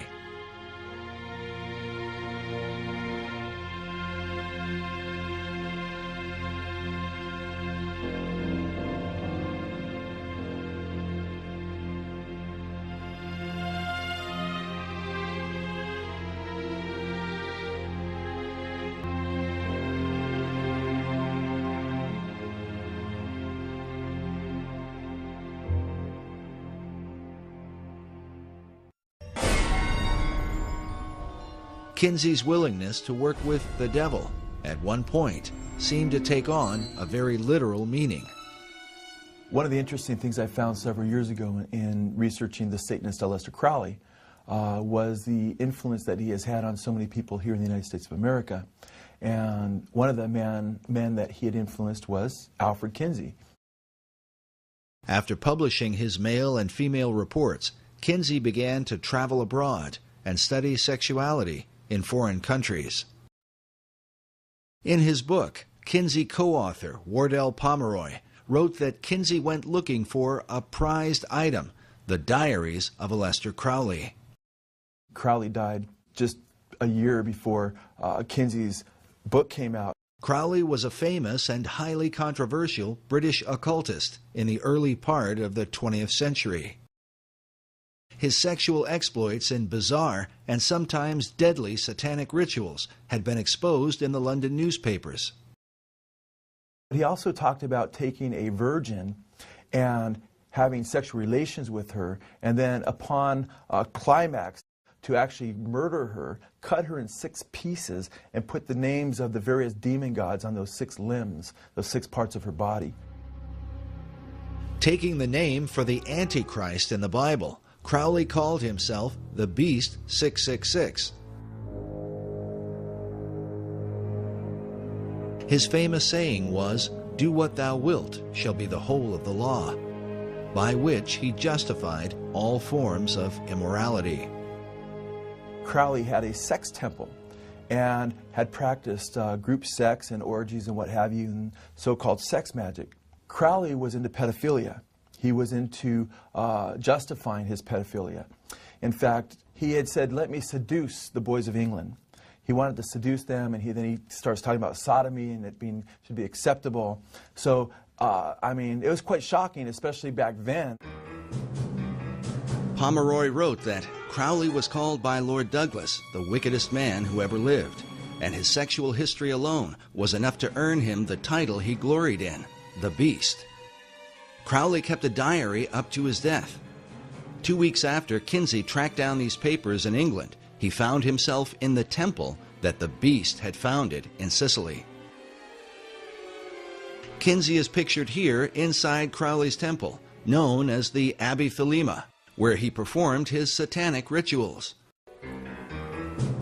On the wall is a picture of Crowley himself, while across from Kinsey is another man named Kenneth Anger. Anger was a close acquaintance who appeared in some of Kinsey's sex films, made in the attic of his Bloomington home. As an avant-garde filmmaker, Anger was deeply involved in the occult. He directed films with titles such as Lucifer Rising and The Invocation of My Demon Brother. Kenneth Anger is a co-founder of Anton LaVey's Church of Satan, and Kenneth Anger also was, had a penchant for younger men, for sure. Bobby Beausoleil was his live-in boyfriend. That's the same Bobby Beausoleil that committed the first murder, killing Hinman for Charles Manson. That was his live-in boyfriend. He played Lucifer in one of his occult movies that extolled the virtues of Aleister Crowley's magic and what have you. In this image from one of Anger's films, we see Bobby Beausoleil, who would later become one of Charles Manson's killers. He's standing next to a doorway with Crowley's maxim, "Do what thou wilt," painted on the door. A phrase that certainly fit with Kinsey's own view of human sexuality. Pomeroy even admits that Kinsey loved Crowley's writings, including specifically mentioning some of his homosexual erotica. One of his books called White Stains. Kenneth Anger is quoted saying that Kinsey was obsessed with obtaining the Great Beast's day-to-day sex diaries. To obtain grant monies and maintain the support of the university, Kinsey needed the excuse of research to validate his 24 hours a day obsession with sex. However, Kinsey's battle cry of "do your best and let other people react as they will" seemed a variation on Crowley's "do what thou wilt" maxim. An older Kenneth Anger is pictured here, with the name Lucifer tattooed on his chest. So important was Anger's relationship with Kinsey that to this day, the Kinsey Institute Library features a Kenneth Anger collection with an archive of Anger's films as well as the correspondence between him and Alfred Kinsey.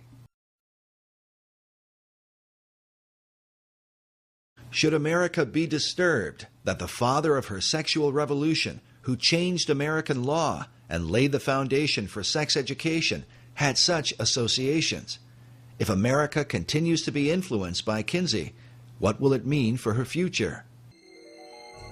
What Kinsey discovered at Crowley's mysterious abbey might provide a clue. Pomeroy writes that Crowley's curious magnetism drew people from all over the world, who came and became his sexual slaves. Some of these women left their husbands to enter the temple. They held group orgies as part of their ritual and included in them the small children the women had brought. He further reveals that inside the abbey, Kinsey found paintings, life-sized representations of sexual activity, including children. Some have considered the possibility that Aleister Crowley was another of Kinsey's pedophiles who kept his diaries as part of Kinsey's sex research. I would be surprised if Kinsey was not, in fact, either paying or communicating with Crowley regarding his sex diaries, because Crowley was more open and more public with his sexual exploits than pretty much anybody of the time. He was known as the wickedest man on the earth long before Kinsey would have gone to him. He was far more accessible than, say, a Nazi officer in Germany to Kinsey, and as ugly as Crowley was to so many people, he wasn't nearly as known, or there wasn't the reputation that there was with the Nazis. And at the same time, Crowley could have used the money in the 1940s. He had, he wasn't as rich as he was. He had spent a lot of his money, so he would have been more open to that. And then to see that Kinsey was actually reading Crowley's stuff, we know that from Pomeroy. And it would be Hard to believe that he wasn't already working with Crowley and encouraging Crowley to continue on with his sexual exploits. One way or another, the net effect is the same. Kinsey was fostering much of the same revolution that Crowley had begun over in England and was helping continue what Crowley hoped would take place in the United States of America.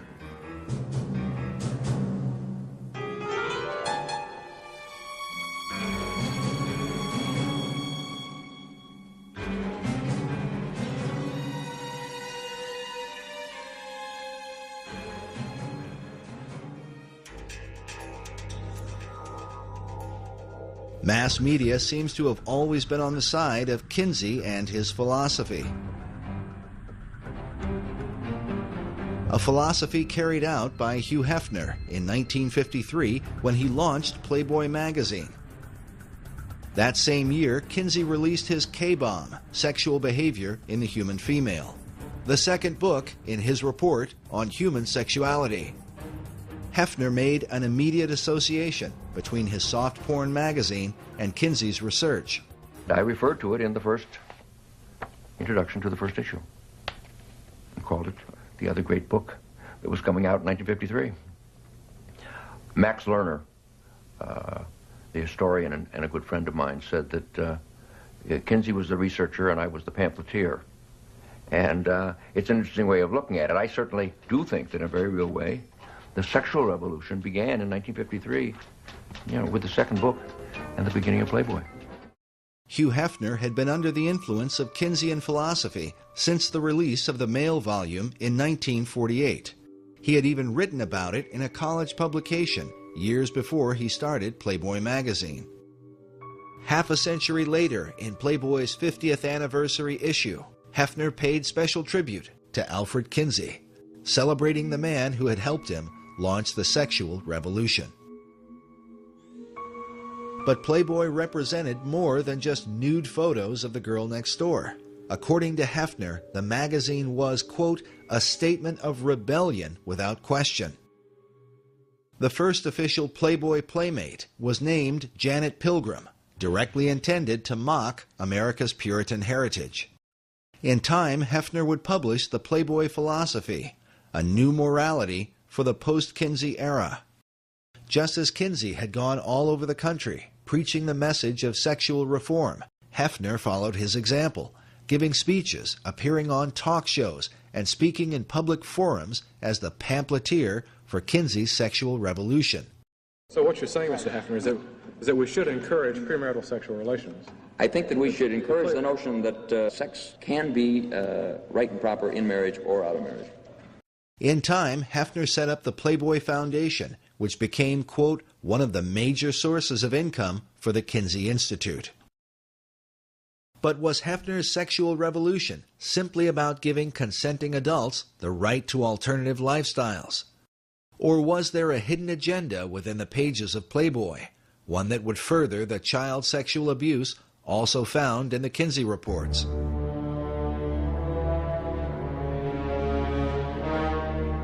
In 1983, Dr. Judith Reisman was appointed by the Juvenile Division of the Department of Justice to investigate the images in Playboy, along with Penthouse and Hustler magazines. The reason for the study was due to the rise of violent sex crimes committed by young adults against even younger children. Those who were committing these crimes were often found to have copies of Playboy and Penthouse magazines in their possession. But what could be in these magazines, often thought to be harmless, that would compel young teenage boys to commit violent sex crimes against other children? Dr. Reisman had done a radio interview with Pat Buchanan about her research into Kinsey and the soft porn industry. Soon after, she was contacted by the Department of Justice as part of a joint effort with the FBI. I got a call from the Department of Justice when they heard me on the Buchanan program, and I was saying, you're going to have an increase in sexual crimes by children against children and by adults against children. You cannot do the kind of of programming of people's brains, minds, memories, and bodies. The connection between the brain goes all the way down, from the retina all the way down the central nervous system and into the genitals. You can't show people those kinds of pictures and arouse them in that way and not think that they're going to act out either positively on somebody who agrees or negatively on somebody who doesn't agree. That's what's going to happen, and you just simply can't do that to billions of people at one time, to masses of a population. In her Department of Justice study, Dr. Reisman revealed that from 1953 to 1982, Playboy and eventually Penthouse and Hustler magazines had published approximately 9,000 images of children involved in sexual scenarios, an average of about 8 to 9 images per issue. And I showed the development of the child in those images, in cartoons, in photographs, and the use of the child as a sexual object by the observer, by the viewer. And I said, your average guy thinks he's buying a girly magazine, a magazine that's just pictures of pretty girls. And he has no idea that the messages that are being pumped into him, neurophysiologically, if you will, all the way down and through his system, include images of sexual assault of children. And he, as the viewer, becomes the predator. That's just the way the human brain works. The following are images from Dr. Reisman's presentation at the FBI Training Center in Quantico. Please understand, the most severe images we are unable to show you. Dr. Reisman demonstrates how the cartoon imagery of children progressed into real-life images, either of children or of legal-aged women who were made to look like obviously underage girls. Over time, the scenarios suggested greater degrees of sexual aggression and violence, including murder.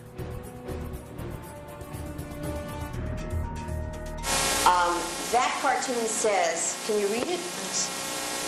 Well, anyway, it says, thank you, good night, Betty Lou, thanks for a really swell evening. Now here, we do see the penis. One of the few cartoons that we have a male penis. Of course, it appears that the gentleman has murdered Betty Lou. She's tied up in one of these leaf bags. Now, I will challenge any of you in the next week or 2 weeks or month or 2 months or 3 months to drive along a road and see a garbage bag tied up like that, a leaf bag tied up like that, and not somehow flash back to this kind of fantasy image. Now, for you, it may not be a problem, but we have reason to suspect that for some publics, that kind of continual flashback in our subconscious constitutes a real problem.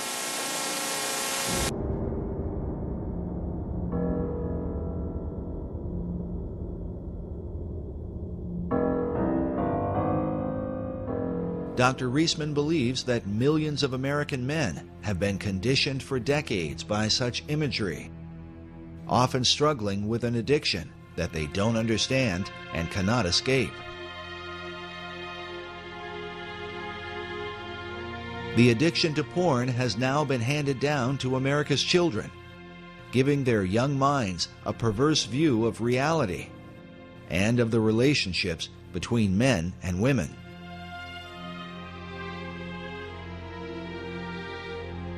With mainstream soft porn magazines having normalized the idea of sex and violence against children, could this be, as Dr. Reisman has taught, the reason for the continued rise of child abductions, child molestation, and even child murder in our country?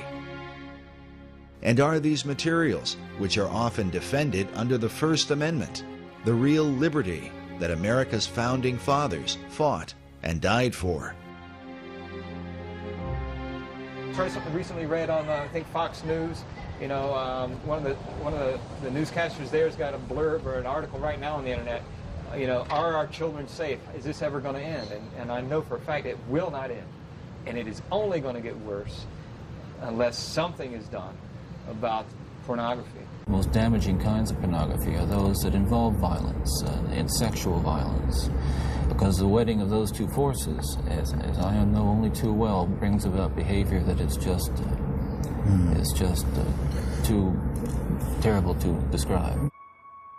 After seeing her presentation at their training center at Quantico, the FBI ordered all copies of Playboy and Penthouse magazines to be removed from the FBI post-exchange. A similar reaction occurred with the Southland 7-Eleven Corporation, which had been a major distributor of Playboy and Penthouse. But in 1986, after seeing Dr. Reisman's presentation, the 7-Eleven chain refused to carry the publications, costing the soft porn giants untold millions in annual revenue. Dr. Reisman herself describes what the FBI and 7-Eleven were really responding to. That what they were getting in their house, what their sons were seeing, what the uncles were seeing, what the boyfriends were seeing, was how to sexually abuse a child and laugh about it. During World War II, the Nazis used cartoons to condition the minds of Germans against the Jewish people, creating an exaggerated and comical identity that ultimately led to their persecution and mass murder. Dr. Reisman believes a similar kind of conditioning has happened through the use of cartoon imagery that depict the rape and abuse of children. Children are being sexually assaulted, they're being trampled on, they're being kidnapped, they're being murdered. And I have all of those kinds of cartoons. Some of the following cartoons are disturbing, such as this image from Playboy of an infant child masturbating, with a title that reads, "Getting Off." Not surprisingly, the cartoon supports the Kinseyan view that children are sexual from birth. Children are often shown to be the aggressors, as in this image of a small child speaking to an older man with a candy cane. The caption reads, "No thank you, nice man. I don't want to go for a ride in your car. Why don't we just go up to my place and BALL?" This image from Penthouse has 3 young girls in conversation. The one with the candy cane says, "Yeah, and he gives you one of these just for straight sex, no deviations." This Playboy image is of a young girl putting her dress back on. She says to the older man in the bathrobe, "You call that being molested?" In this scene, a young girl is in bed with an older man. On the phone she says, "Hello, Mommy. I met this nice political leader from the moral majority on Capitol Hill." Incest is another prominent theme of the magazines. This Playboy image shows a young girl in bed with an obviously older man. The caption reads, "Everything's fine, Mama. Uncle William and I are playing a game called Consequences." This cartoon from Hustler magazine is of a father molesting his high school daughter. She says, "Daddy, not only is what you're doing illegal, it's being done badly." Many scenarios involve characters that most children recognize, such as Santa Claus and the Wizard of Oz characters, in which Dorothy is either raped or molested by her companions. In this cartoon, the Santa Claus has an ecstatic look on his face because the little girl sitting on his lap has her hand inside his pants. In this one, the Santa Claus has his pants around his ankles as he rapes an obviously frightened little girl on his lap. The Santa images become especially violent, even bloody, such as this one, where the Santa character has just murdered a child with a machine gun. The child's bloody body lies on the floor. The caption reads, "That'll teach you to be a good boy." There are literally thousands of such cartoons, cataloged and analyzed by Dr. Reisman.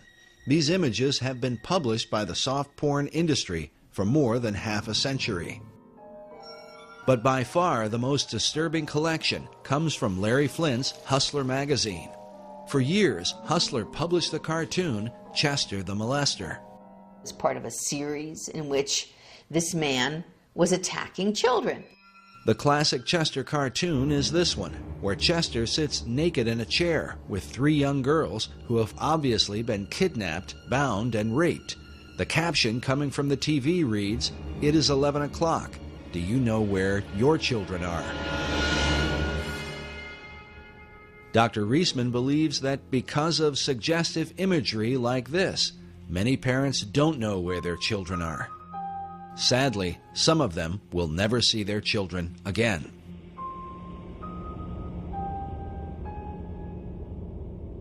Chester the Molester was the invention of Hustler's head cartoonist, Dwayne Tinsley, shown here in the 1985 documentary, Rated X, where he explains the character of Chester. And Chester's the character that I do for the magazine. You'd have this dirty old guy that would do anything to trap a young girl. When you say young girl, how young do you mean? Well, at that particular time, he was after the younger ones, 10, 12. His idea is that he wants to get all little girls. Look again carefully at this disturbing image, where Chester is writing information on a notepad, almost as if he were recording data like one of Kinsey's pedophiles. First of all, if he's going to trap a little girl, you know, the idea for him would be to knock her out or something. I don't know. I mean, he didn't have to actually use a club or a bat. He could have smacked her, but just the idea of the bat is a little goofier, would better than a baseball bat. I mean, it was just always with him. He was going to hit the little girl over the head with, trap her, hit the little girl with his club, and drag her off to his lair, as it were. Whether she was going to have fun or not, it was never established. This same attitude seems to have carried into Tinsley's own life. 4 years after appearing in this documentary, Tinsley's daughter would testify in court that she had been repeatedly raped by Tinsley himself. In 1989, Dwayne Tinsley was tried and convicted as a child rapist, in part because of the research on his work done by Dr. Reisman. There's just no question at all that those cartoons that we showed, that they showed the jury, were absolute evidence of the crimes he had committed on his daughter, as testified by his daughter. During the trial, the jury was shown one of Tinsley's cartoons, which depicted a father molesting his teenage daughter. The caption reads, "Gee, I'd love to go to the drive-in, Tommy, but my dad has some, extra household chores for me tonight." In court, Tinsley's daughter claimed that her father showed her this cartoon and said to her, "This is you and me." The Associated Press reported that Tinsley often said, "You can't write this stuff all the time if you don't experience it." There's no normal human being that can draw those things, that can put that kind of idea out there to the public, who is not experiencing that themselves. No, that's just not going to happen. But Tinsley was not alone. His employer, Larry Flint, was also accused by his daughter, Tanya Flint Vega, in her book, Hustled, in which she claimed that her father used the Chester the Molester cartoons to introduce her to the idea of sex, and then raped her when she was only 9 years old. Like many pedophiles, Larry Flint was never charged with a crime and openly denied his daughter's allegations. Even Hugh Hefner is said to have been guilty of statutory rape. According to biographer Russell Miller in his book, Bunny, The Real Story of Playboy, Hefner himself enjoyed making love to a schoolgirl who had attended his daughter's Sweet 16 birthday party. Miller's evidence was based on the testimony of the staff that worked in the Playboy mansion at the time. As with Larry Flint, Hefner was never charged with a crime. A major breakthrough for Hefner's Playboy magazine and child pornographers in general was the film Pretty Baby, starring Brooke Shields, a film briefly remembered during the recent controversy over the images of 15-year-old Miley Cyrus. Pretty Baby was the story of a 12-year-old girl who grows up with a prostitute mother and ends up losing her virginity in a whorehouse. People magazine ran a story saying Brooke Shields, 12, stirs a furor over child porn in films. Playboy featured images from the film, along with an interview with the film's director, Louis Malle. In the interview, Malle said, when Playboy requested a photo that would express my personal vision of eroticism, I sent a shot of my 2-year-old daughter, Justine, naked. This led to the photos above of Brooke Shields, whom I cast in the title role of my new film, Pretty Baby.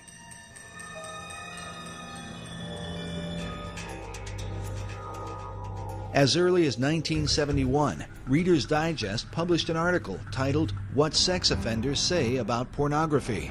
The article cited the FBI's Uniform Crime Reports, stating that between 1960 and 1969, the number of forcible rapes committed by males under 18 had increased by 86%.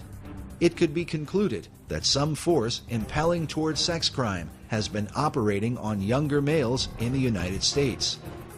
The period described by the FBI was one in which Playboy magazine had been the principal form of widespread pornography in America, especially the kind that would find its way into the hands of underage males.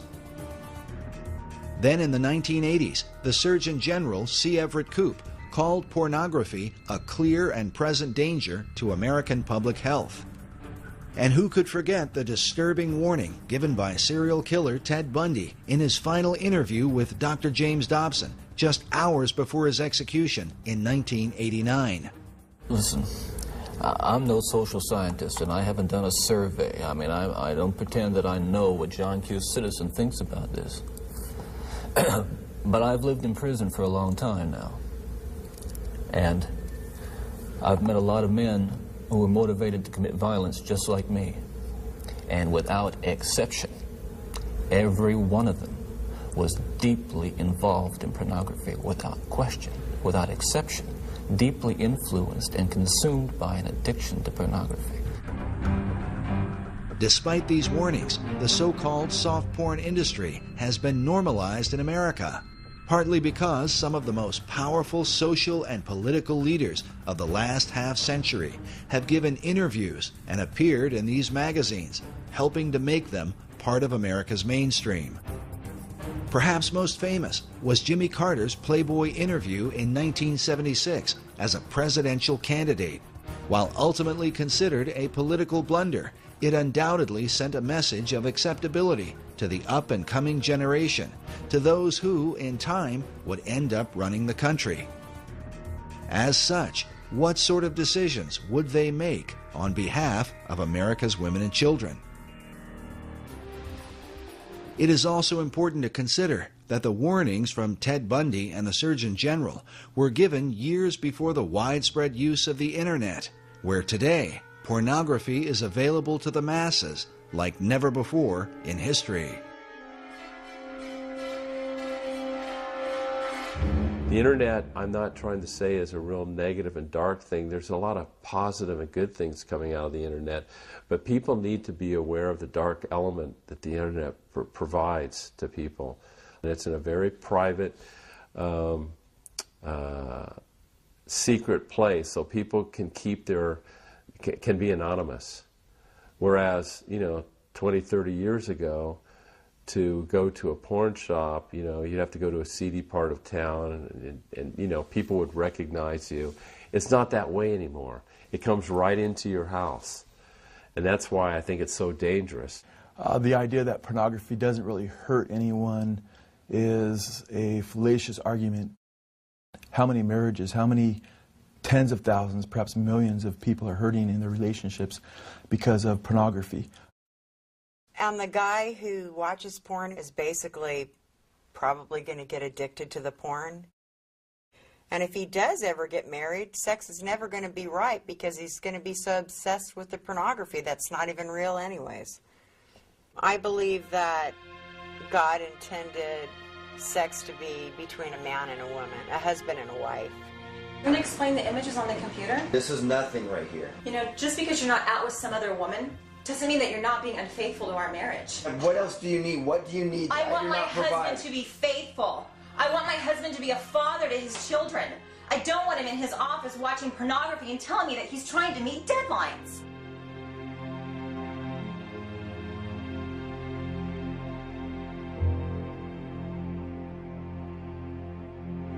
It's said that the greatest myth about pornography is that nobody gets hurt.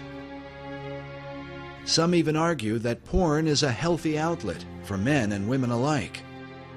But has this really proven to be the case? Or does an addiction to porn create a kind of shadow person, someone who ends up leading a double life? One that the rest of those in his world can only wonder about. And when his dark secrets are finally brought into the light, what will be revealed?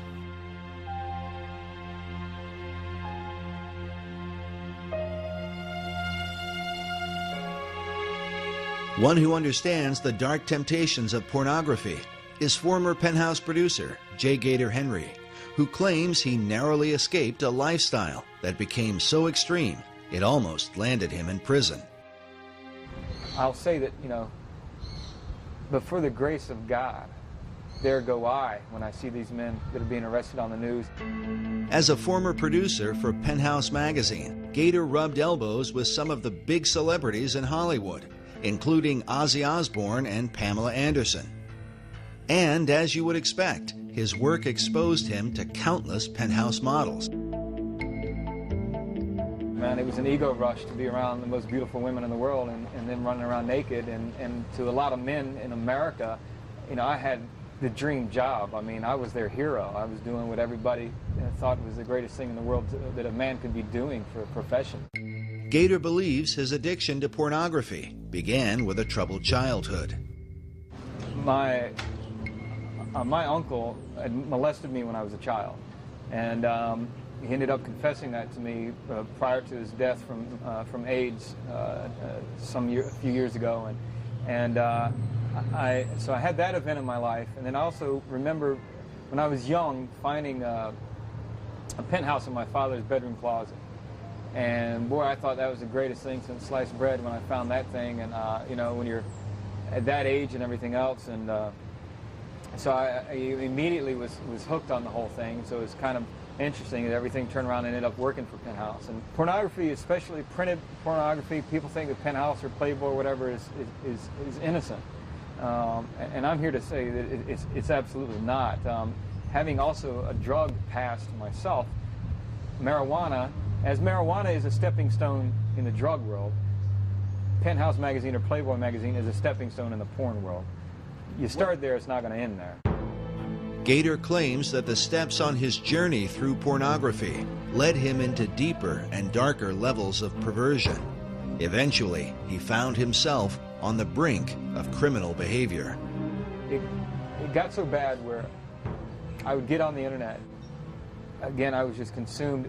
The ages of the girls I was looking at, in order for me to get the rush and to get that tingle, that buzz that I wanted to get from the sexual side of it, what happens is you start looking at younger and younger images, younger and younger pictures of girls. And what happened for me one day was,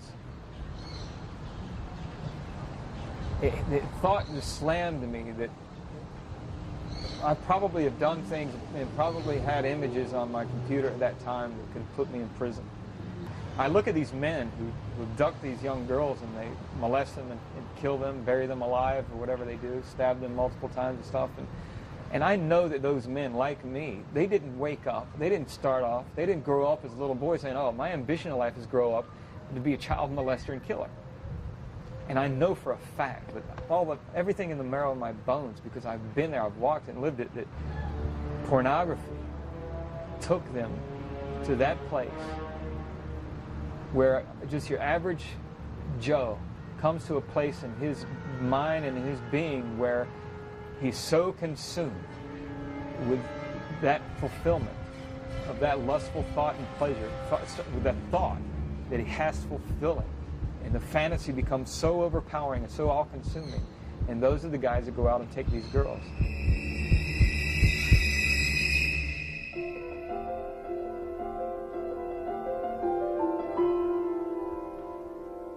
Thankfully, Gator Henry says that in his case, he never reached that point of criminal behavior. Today, he tells others he found strength to turn away from his dark addiction through his faith in God. I remember it now, and I saw myself. How wretched I really was before him, and how I had sinned against him, and he'd been so merciful to me. Dr. Judith Reisman has commented that in her more than 30 years of research, she has seen few, if any, escape their porn addiction except through anti-porn activism or faith-based programs. In Gator Henry's case, he says it was his Christian faith and the teachings he found in the Bible that kept him from becoming a sex offender. And what delivered me, what took me out of that, was plain and simple. Nothing but the power of Jesus Christ and the power of His Spirit through the fear of God. That fear might be summed up in the Gospel of Luke. When speaking about children, Jesus said, "It were better for a man that a millstone were hanged about his neck, and he cast into the sea, than that he should offend one of these little ones."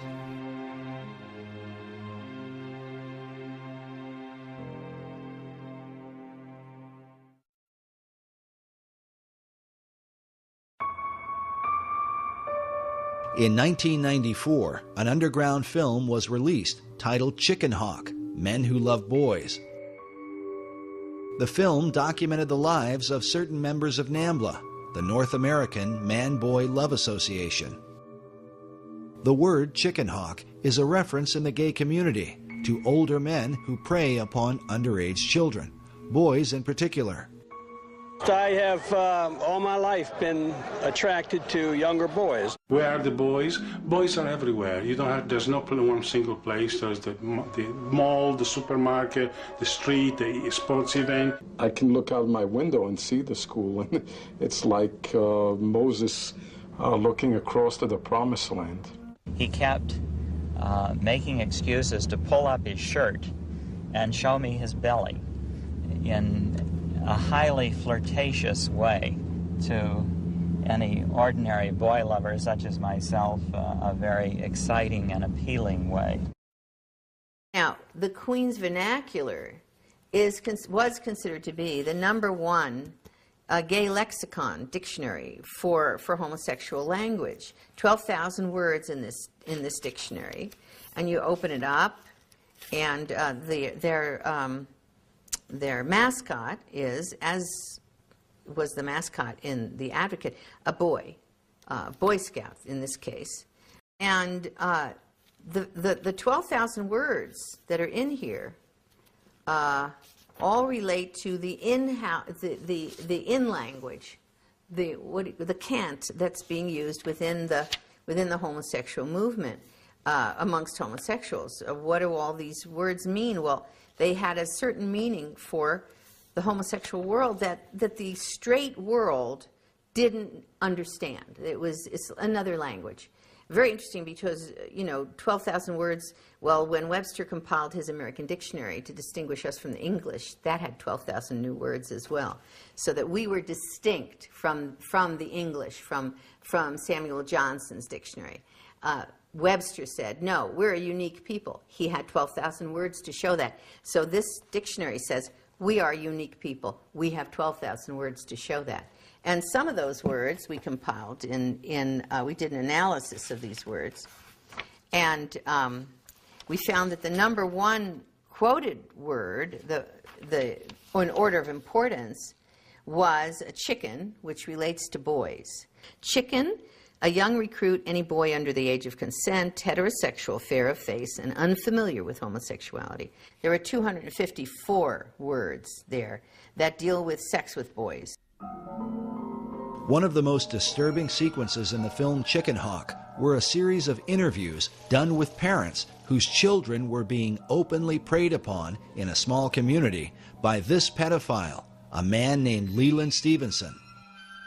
He is shown openly preying upon underage children, looking for an opportunity to molest them. So what happened? What? You made the phone ring. Oh, you made the phone ring? Oh, well, let's see how you did that. Oh, geez. You're just record. No, you can't get in trouble for this. He was so eager to tell me when his birthday was, and he was going to be 15 in less than a month on the 1st of December. And this is what life is about. This is what real life is about. I would say that he was in bloom, and that's it. The flower is responding to warmth. That is, I as a human being am bathing him in a certain kind of celestial warmth. The frustration of the parents interviewed in this film is not unlike that of parents across America who live in fear of seeing their children violated by sexual predators. I'd probably kill him. Honest, I probably would, if he would have bothered my kids. You know, they prey on these children and how they can stand up and tell people what they believe in and that there's nothing that you can do about it. I don't understand our judicial system, that's for sure. Chicken Hawk, Men Who Love Boys, stands as a powerful indicator of the damage done to America in its post-Kinsey era. We remind the audience that the group NAMBLA, who are the focus of this film, claim to take their inspiration directly from Alfred Kinsey. And while many in the gay community would deny that homosexuality is linked to pedophilia, it is worth noting that the very founder of the gay rights revolution, Harry Hay, consistently advocated the inclusion of NAMBLA in gay pride parades. In fact, here is a photo of Hay marching in a parade with the words, "NAMBLA walks with me," written on his back. Needless to say, Hay had been persuaded by his chief influence, Alfred Kinsey. Like Kinsey, many pedophiles refuse to acknowledge that their sexual involvement with children qualifies as child molestation. Kinsey said some of the most brilliant things imaginable about that. Pedophilia is an almost non-existent kind of crime, and the thing that he hated most about it is that people use words like child molestation. What is that? Nobody knows. Abuse of children? Are they talking about bollocks them against the ear or hitting them with a stovepipe? Are they talking about tickling them a little? Are you talking about fondling? You're going to put fondling and death attacks in the same group? As Kinsey said, by this kind of paranoia, you do the child more damage for life than all the pedophiles in the world would do. Is it true that a vast majority of homosexual men admit to having engaged in pedophilia at some point? Oh, yeah, surely. There's a vast majority of homosexual males are on record within the homosexual literature itself.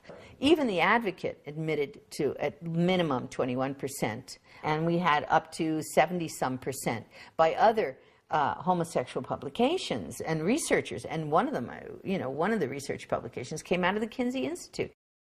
And we have this high rate of AIDS amongst young men who've been infected as boys, which means that they were basically being sexually assaulted. This is what I consider mass murder when you're talking about thousands of boys who have been molested by men who end up with AIDS. And we have a statement by one of the, in the Advocate, by one of the leaders in the homosexual movement who says, these boys are being used as sex toys. He says, I know that, by many homosexual males. He says, they don't seem to think it matters. It doesn't matter to them because they're perceiving of these boys as sexual toys, and they're assuming that the boys, quote, like it. Well, it's back to the same old business if she says no, no, no, but she really means yes, yes, yes, but it's applied to young boys.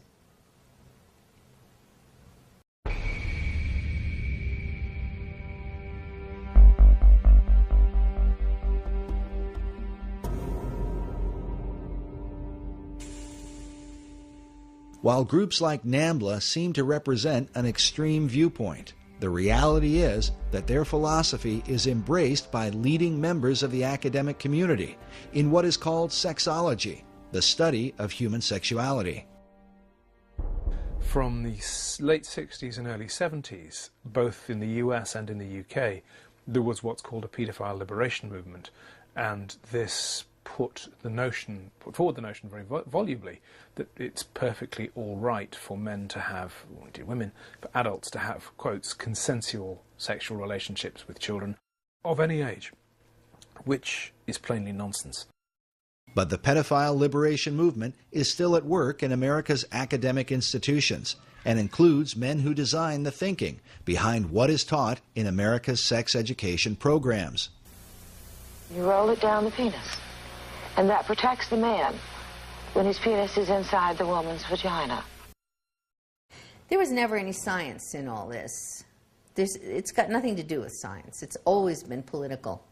It's always been people's own sexual perversions that have driven them. And now that drives those sexual perversions into the schoolroom in the form of sex education curricula. Some of the leading pedophile supporters include the late Dr. John Money of Johns Hopkins University, Dr. John DiCecco, Professor Gilbert Hurt, and Dr. Hubert Kennedy, all out of San Francisco University. Perhaps the most influential was the late Dr. Vern Bulla from the Center for Sex Research at California State University, Northridge. Each of these men have either been editors for or have appeared in the Netherlands publication, Paideia, the Journal of Pedophilia, a pseudo-academic journal specifically dedicated to normalizing and ultimately legalizing child molestation in society. Also appearing in Paideia was Dr. Ralph Underwager, who was often called as an expert witness in court cases involving child abuse. In his 1991 interview with Paideia, Underwager stated that pedophiles can boldly and courageously affirm what they choose. They can say that what they want is to find the best way to love, an acceptable expression of God's will for love and unity. It may take people being arrested. Revolutionaries have always risked arrest. As alarming as this is, during our investigation, we were surprised at the number of people who seemed to accept the pedophile philosophy. And how do you feel about the issue of child pornography? I kind of think that it probably doesn't make sense in the same way that nothing else makes sense, but unlike a lot of people who just have this visceral reaction to it, I kind of feel like if people are having sex and if they just want to do it, openly, it really shouldn't make a difference what age people are. It's our strict laws that result in so many of these kids being killed by child molesters because they're so afraid of what would happen to them if they get caught. It's a direct result of our stringent laws. I mean, I think everybody's got to be broken in somehow, and ever since the dawn of man, it's been a normal thing where people, when they're young and don't know anything, get broken in by somebody. If they're old enough to bleed, it's all good, as far as women are concerned. Today, the two leading institutes that promote pedophilia are the Kinsey Institute in Bloomington, Indiana, which receives more than $700,000 a year in taxpayer funding, and in San Francisco, the Institute for the Advanced Study of Human Sexuality, a private institution founded by Kinsey's homosexual lover and co-author Wardell B. Pomeroy. Despite its storefront appearance, the Institute is said to be the Harvard University for all human sexuality training. This institute creates the PhDs, the master's degree people, the teachers, the bachelor's degrees, the safe sex educators, and a whole variety of other AIDS prevention people that go into the schoolrooms all over the country and teach children about homosexuality, heterosexuality, bisexuality, bestiality, condoms, and all the rest of it. Teach sex. In all cases, these are people who are Kinseyan trained. On their official website, the Institute states that there need to be sociosexual activities available to those disadvantaged because of age. Some believe this is a veiled reference to children, and that the Institute calls them disadvantaged because it's illegal for them to engage in sex. Can this really be the case? We decided to pay a visit to the Institute and question them about this and some other information on their website. Even if it's 2 minutes, the pain. No, I really can't. No, can you answer one question for us, sir? Needless to say, our initial attempts were met with resistance. Can we get just one answer? On your website, which you make public, you say that you help those who are disadvantaged because they're aged sexually. Does that add up to endorsing pedophilia? We do not endorse anything up there. I would strongly recommend that you turn the camera off and leave right now. This is private property. Get out. Despite what appears to have been a denial, the Institute's website declares it is the sexual right of all people to engage in sexual acts or activities of any kind whatsoever, and that people have the right to sexual entertainment, including sexually explicit materials dealing with the full range of sexual behavior. If taken literally, these so-called rights would obviously include pedophilia and child pornography.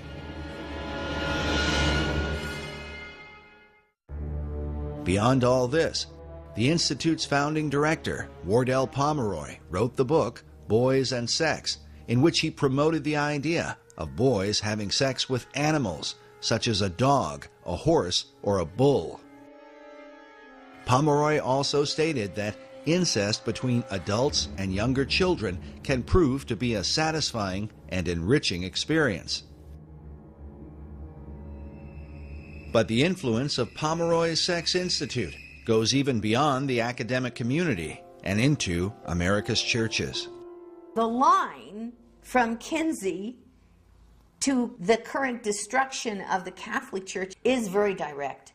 In the past 4 years, more than 180 people have come forward claiming they were sexually abused by priests in this area over the past 60 years. Consider this raw data.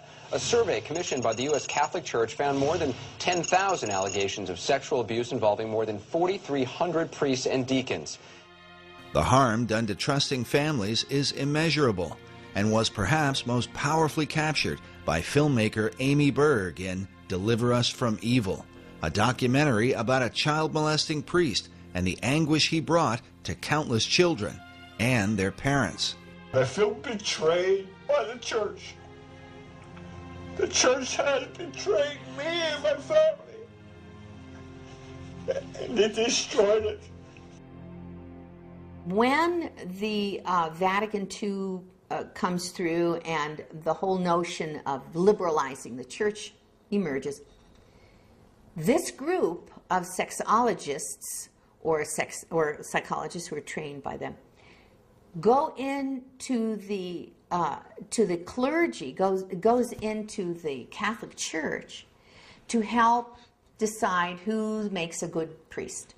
They throw out all the Orthodox applicants, and people who kind of are unsure or who are very sure, who are rather homosexual or something, they get put through, and the folks who are not quite as stable in a way in terms of their orthodoxy, they're permitted into the clergy to a great extent. And several of our key dioceses, or the training, the places where the clergy are trained, bring in pornography from the Institute for the Advanced Study of Human Sexuality to train priests the same way the medical profession has been trained.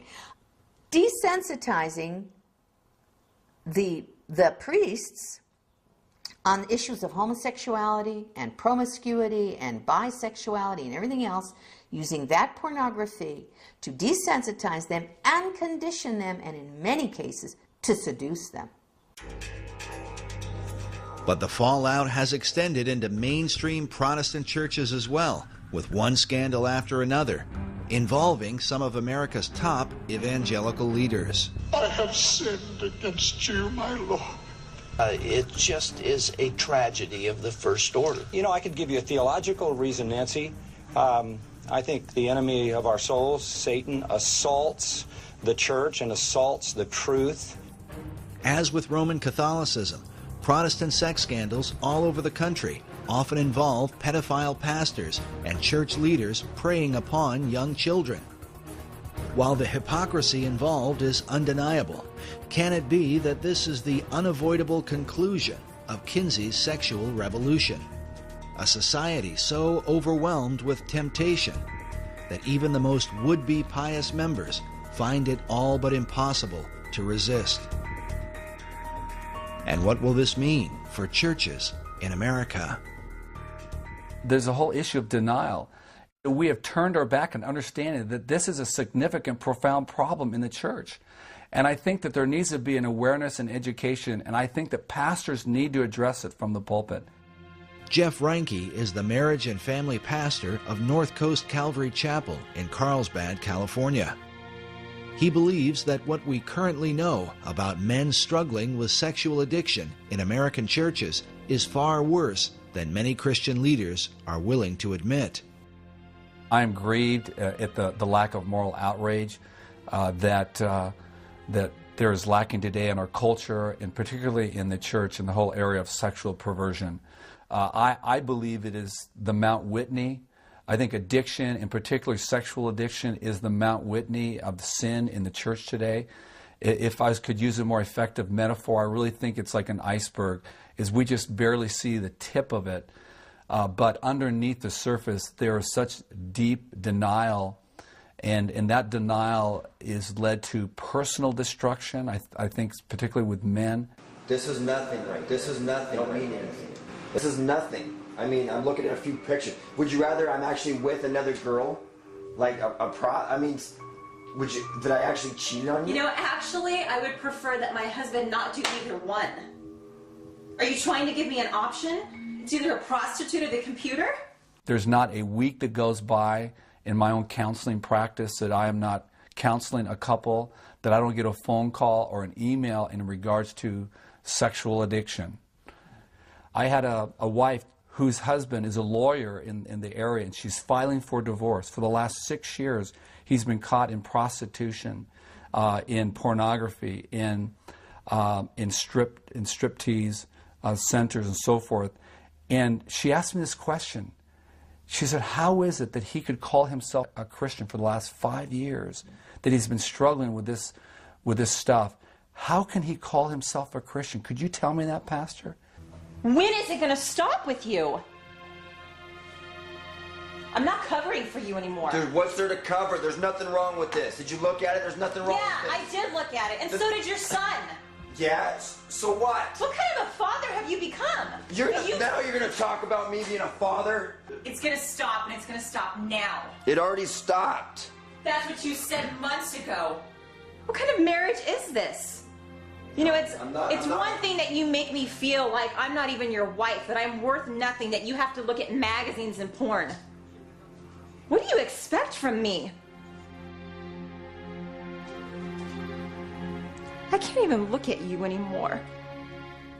How do I explain this to your children? You know, you've got a problem, and now you've made it ours. Fix it.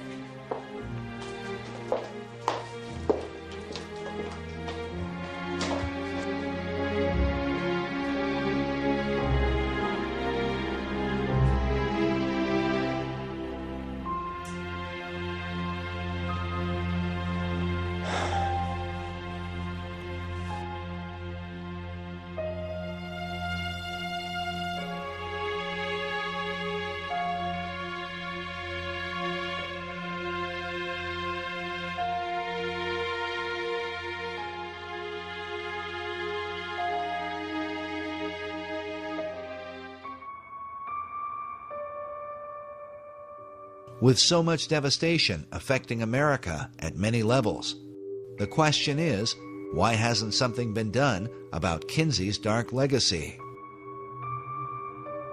The answers are complicated. Many brush off the continued influence of Kinsey and his disciples because they are told that things have gotten better because of them. It is often reported that sex crimes are diminishing in America, and that rape has supposedly declined by 85% since 1970. Law professor Anthony D'Amato published an essay in 2006 titled "Porn Up, Rape Down," crediting the porn industry for this so-called reduction of rape. But leading members of law enforcement strongly disagree. Denver Police Lieutenant James D. Ponzi is a Regis University professor whose research on crime statistics has been presented at Harvard University and published in police journals across the country.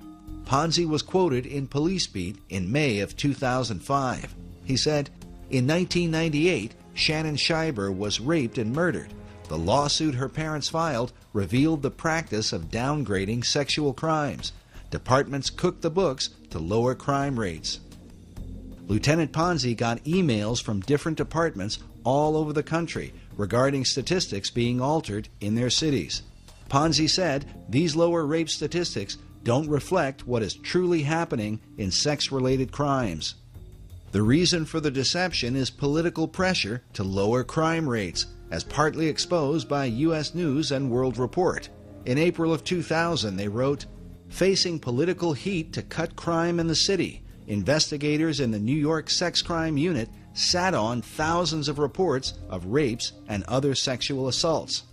Police Captain Rich Costello stated that the way crime was solved was with an eraser.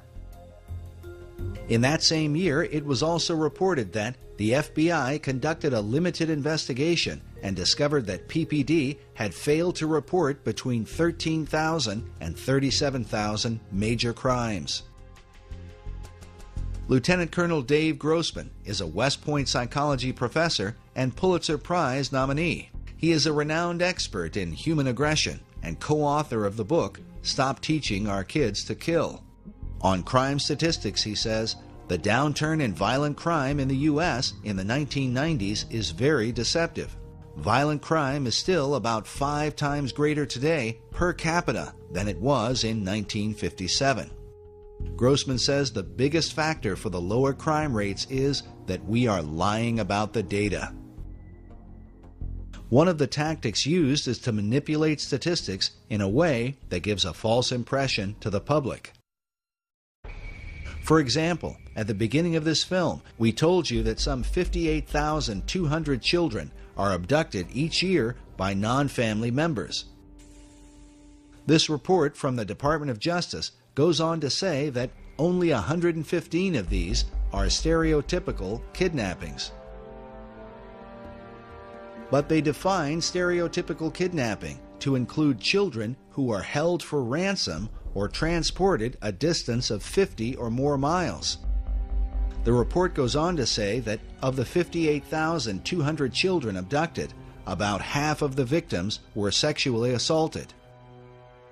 While most people will be left thinking only about 115 kids, the reality is that at least 29,000 children are kidnapped and raped in America each year.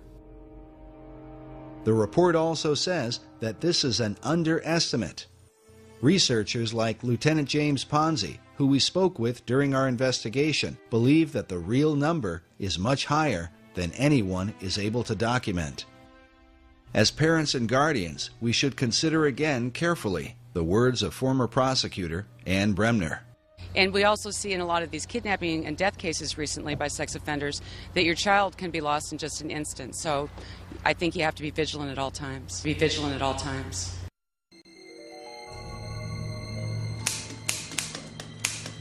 Manipulation of truth and political pressure have continued to protect the influence of Alfred Kinsey and his followers for more than half a century.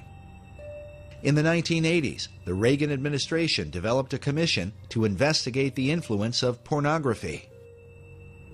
The Department of Justice brought in Dr. Judith Reisman, who initially wanted to investigate Kinsey along with the images in Playboy, Penthouse, and Hustler. But just as the Reis Committee was opposed in the 1950s, so Dr. Reisman was shot down in the 1980s. She conducted her research at American University, but once she began, the university vehemently opposed any investigation into Kinsey, and she was forced to drop it. I said, I'm not doing anything with human subjects. I'm just going to be researching his work, the things that he's already written. And they said, no, no, no, you can't do that. So academic freedom was completely eliminated because the Kinsey Institute had some kind of power structure going there that caused them to be unable to allow me to pursue a United States Department of Justice grant from our country that would have allowed me, as an objective researcher, to look into the Kinsey research as it stood. The president of American University at the time was Dr. Richard Berenson, who was later exposed in a sex scandal involving a series of obscene phone calls in which Berenson claimed he had a 4-year-old girl that he kept as a sex slave down in his basement. The calls were eventually traced to his office at American University. Berenson was exposed as a pedophile. And I spoke with a lawyer later, and it turned out, of course, he had pornography in his drawers. They cleaned out the office, got rid of the pornography, though they found out later, the lawyer did, that it had been there. And he quickly fled, ran to Johns Hopkins University, and entered there and stayed there for, I think it was 3 weeks, and got a clean bill of health from Johns Hopkins, saying you that... mean like psychiatric treatment? Yes. Yes, suddenly he was okay. But political opposition came not only from American University, but also in Washington, D.C., over the analysis of Playboy, Penthouse, and Hustler. As a result, Dr. Reisman was forced to publish her report independently. The FBI and 7-Eleven took notice, as we mentioned earlier, and that's when the soft porn giants fought back. In her book, The Powerhouse, journalist Susan B. Trento documents how Playboy and Penthouse magazines hired a Washington-based PR firm named Gray & Company to create a media blitz that would discredit Dr. Reisman and the entire Reagan Commission on pornography. She writes that dealing with Judith Reisman was not difficult. Since Reisman was without political savvy and lacked allies, she made a most appealing target for discrediting. Trento says that Gray & Company charged between $50,000 and $75,000 per month for the campaign against Dr. Reisman, and that for this particular account, much of the cost was borne by Playboy. Penthouse also provided funding. Because of the controversy, it would be a decade later before Dr. Reisman's research would be officially embraced by the Department of Justice.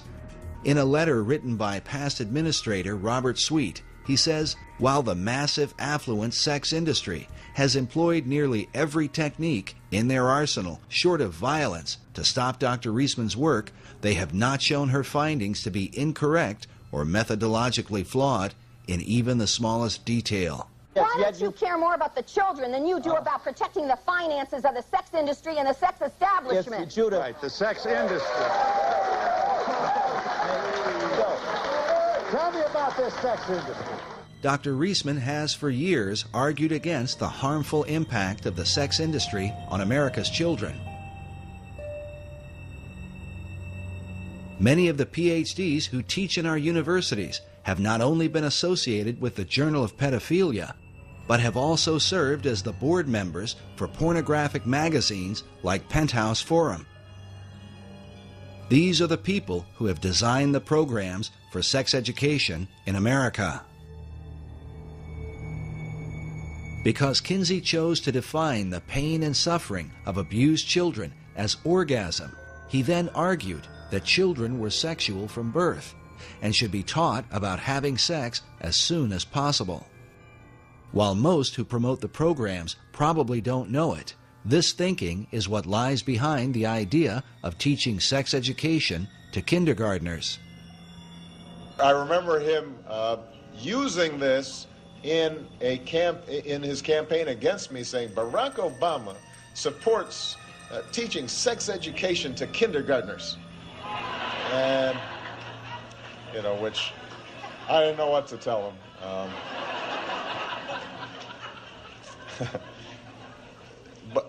But it's the right thing to do.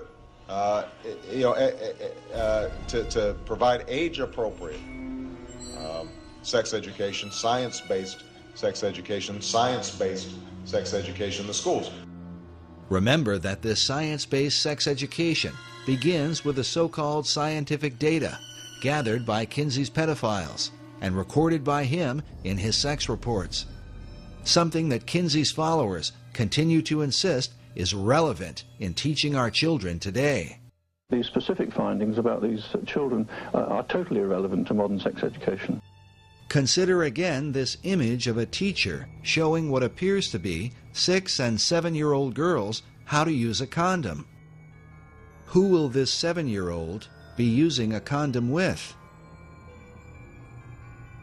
When you consider that the PhDs who have designed these programs openly support the pedophile philosophy, we can only wonder, is sex education really intended to protect America's children, or to condition them for seduction at the hands of a child molester? Why are America's children disappearing? For those who study the influence of Alfred Kinsey, the answer becomes more than clear. The Kinsey Institute continues to lead the way in sex education and continues to be funded by the American taxpayer. Dr. Reisman believes the Institute should come under an official investigation, something she was prevented from doing during her time at the Department of Justice. The Kinsey Institute was so frightened that the truth would come out. That time it was Reinisch, and then later it would be Bancroft, that they threatened lawsuits to everybody, and they pulled out every stop. They put the arm on everyone politically and institutionally. Their Rockefeller grants, their money, their funding from all kinds of other people would be pulled into play to stop Reisman from looking at the information that was right out there, that belongs in the hands of the American public, so that the American public can make their own decisions about whether this is true, whether I'm wrong and I should be sued or put in jail or something, fine. Or whether they're wrong and we need to have a proper investigation so that the American public knows the truth about our history and how come we're getting to where we are where we are in terms of the kinds of violence that are taking place in society and violence to children.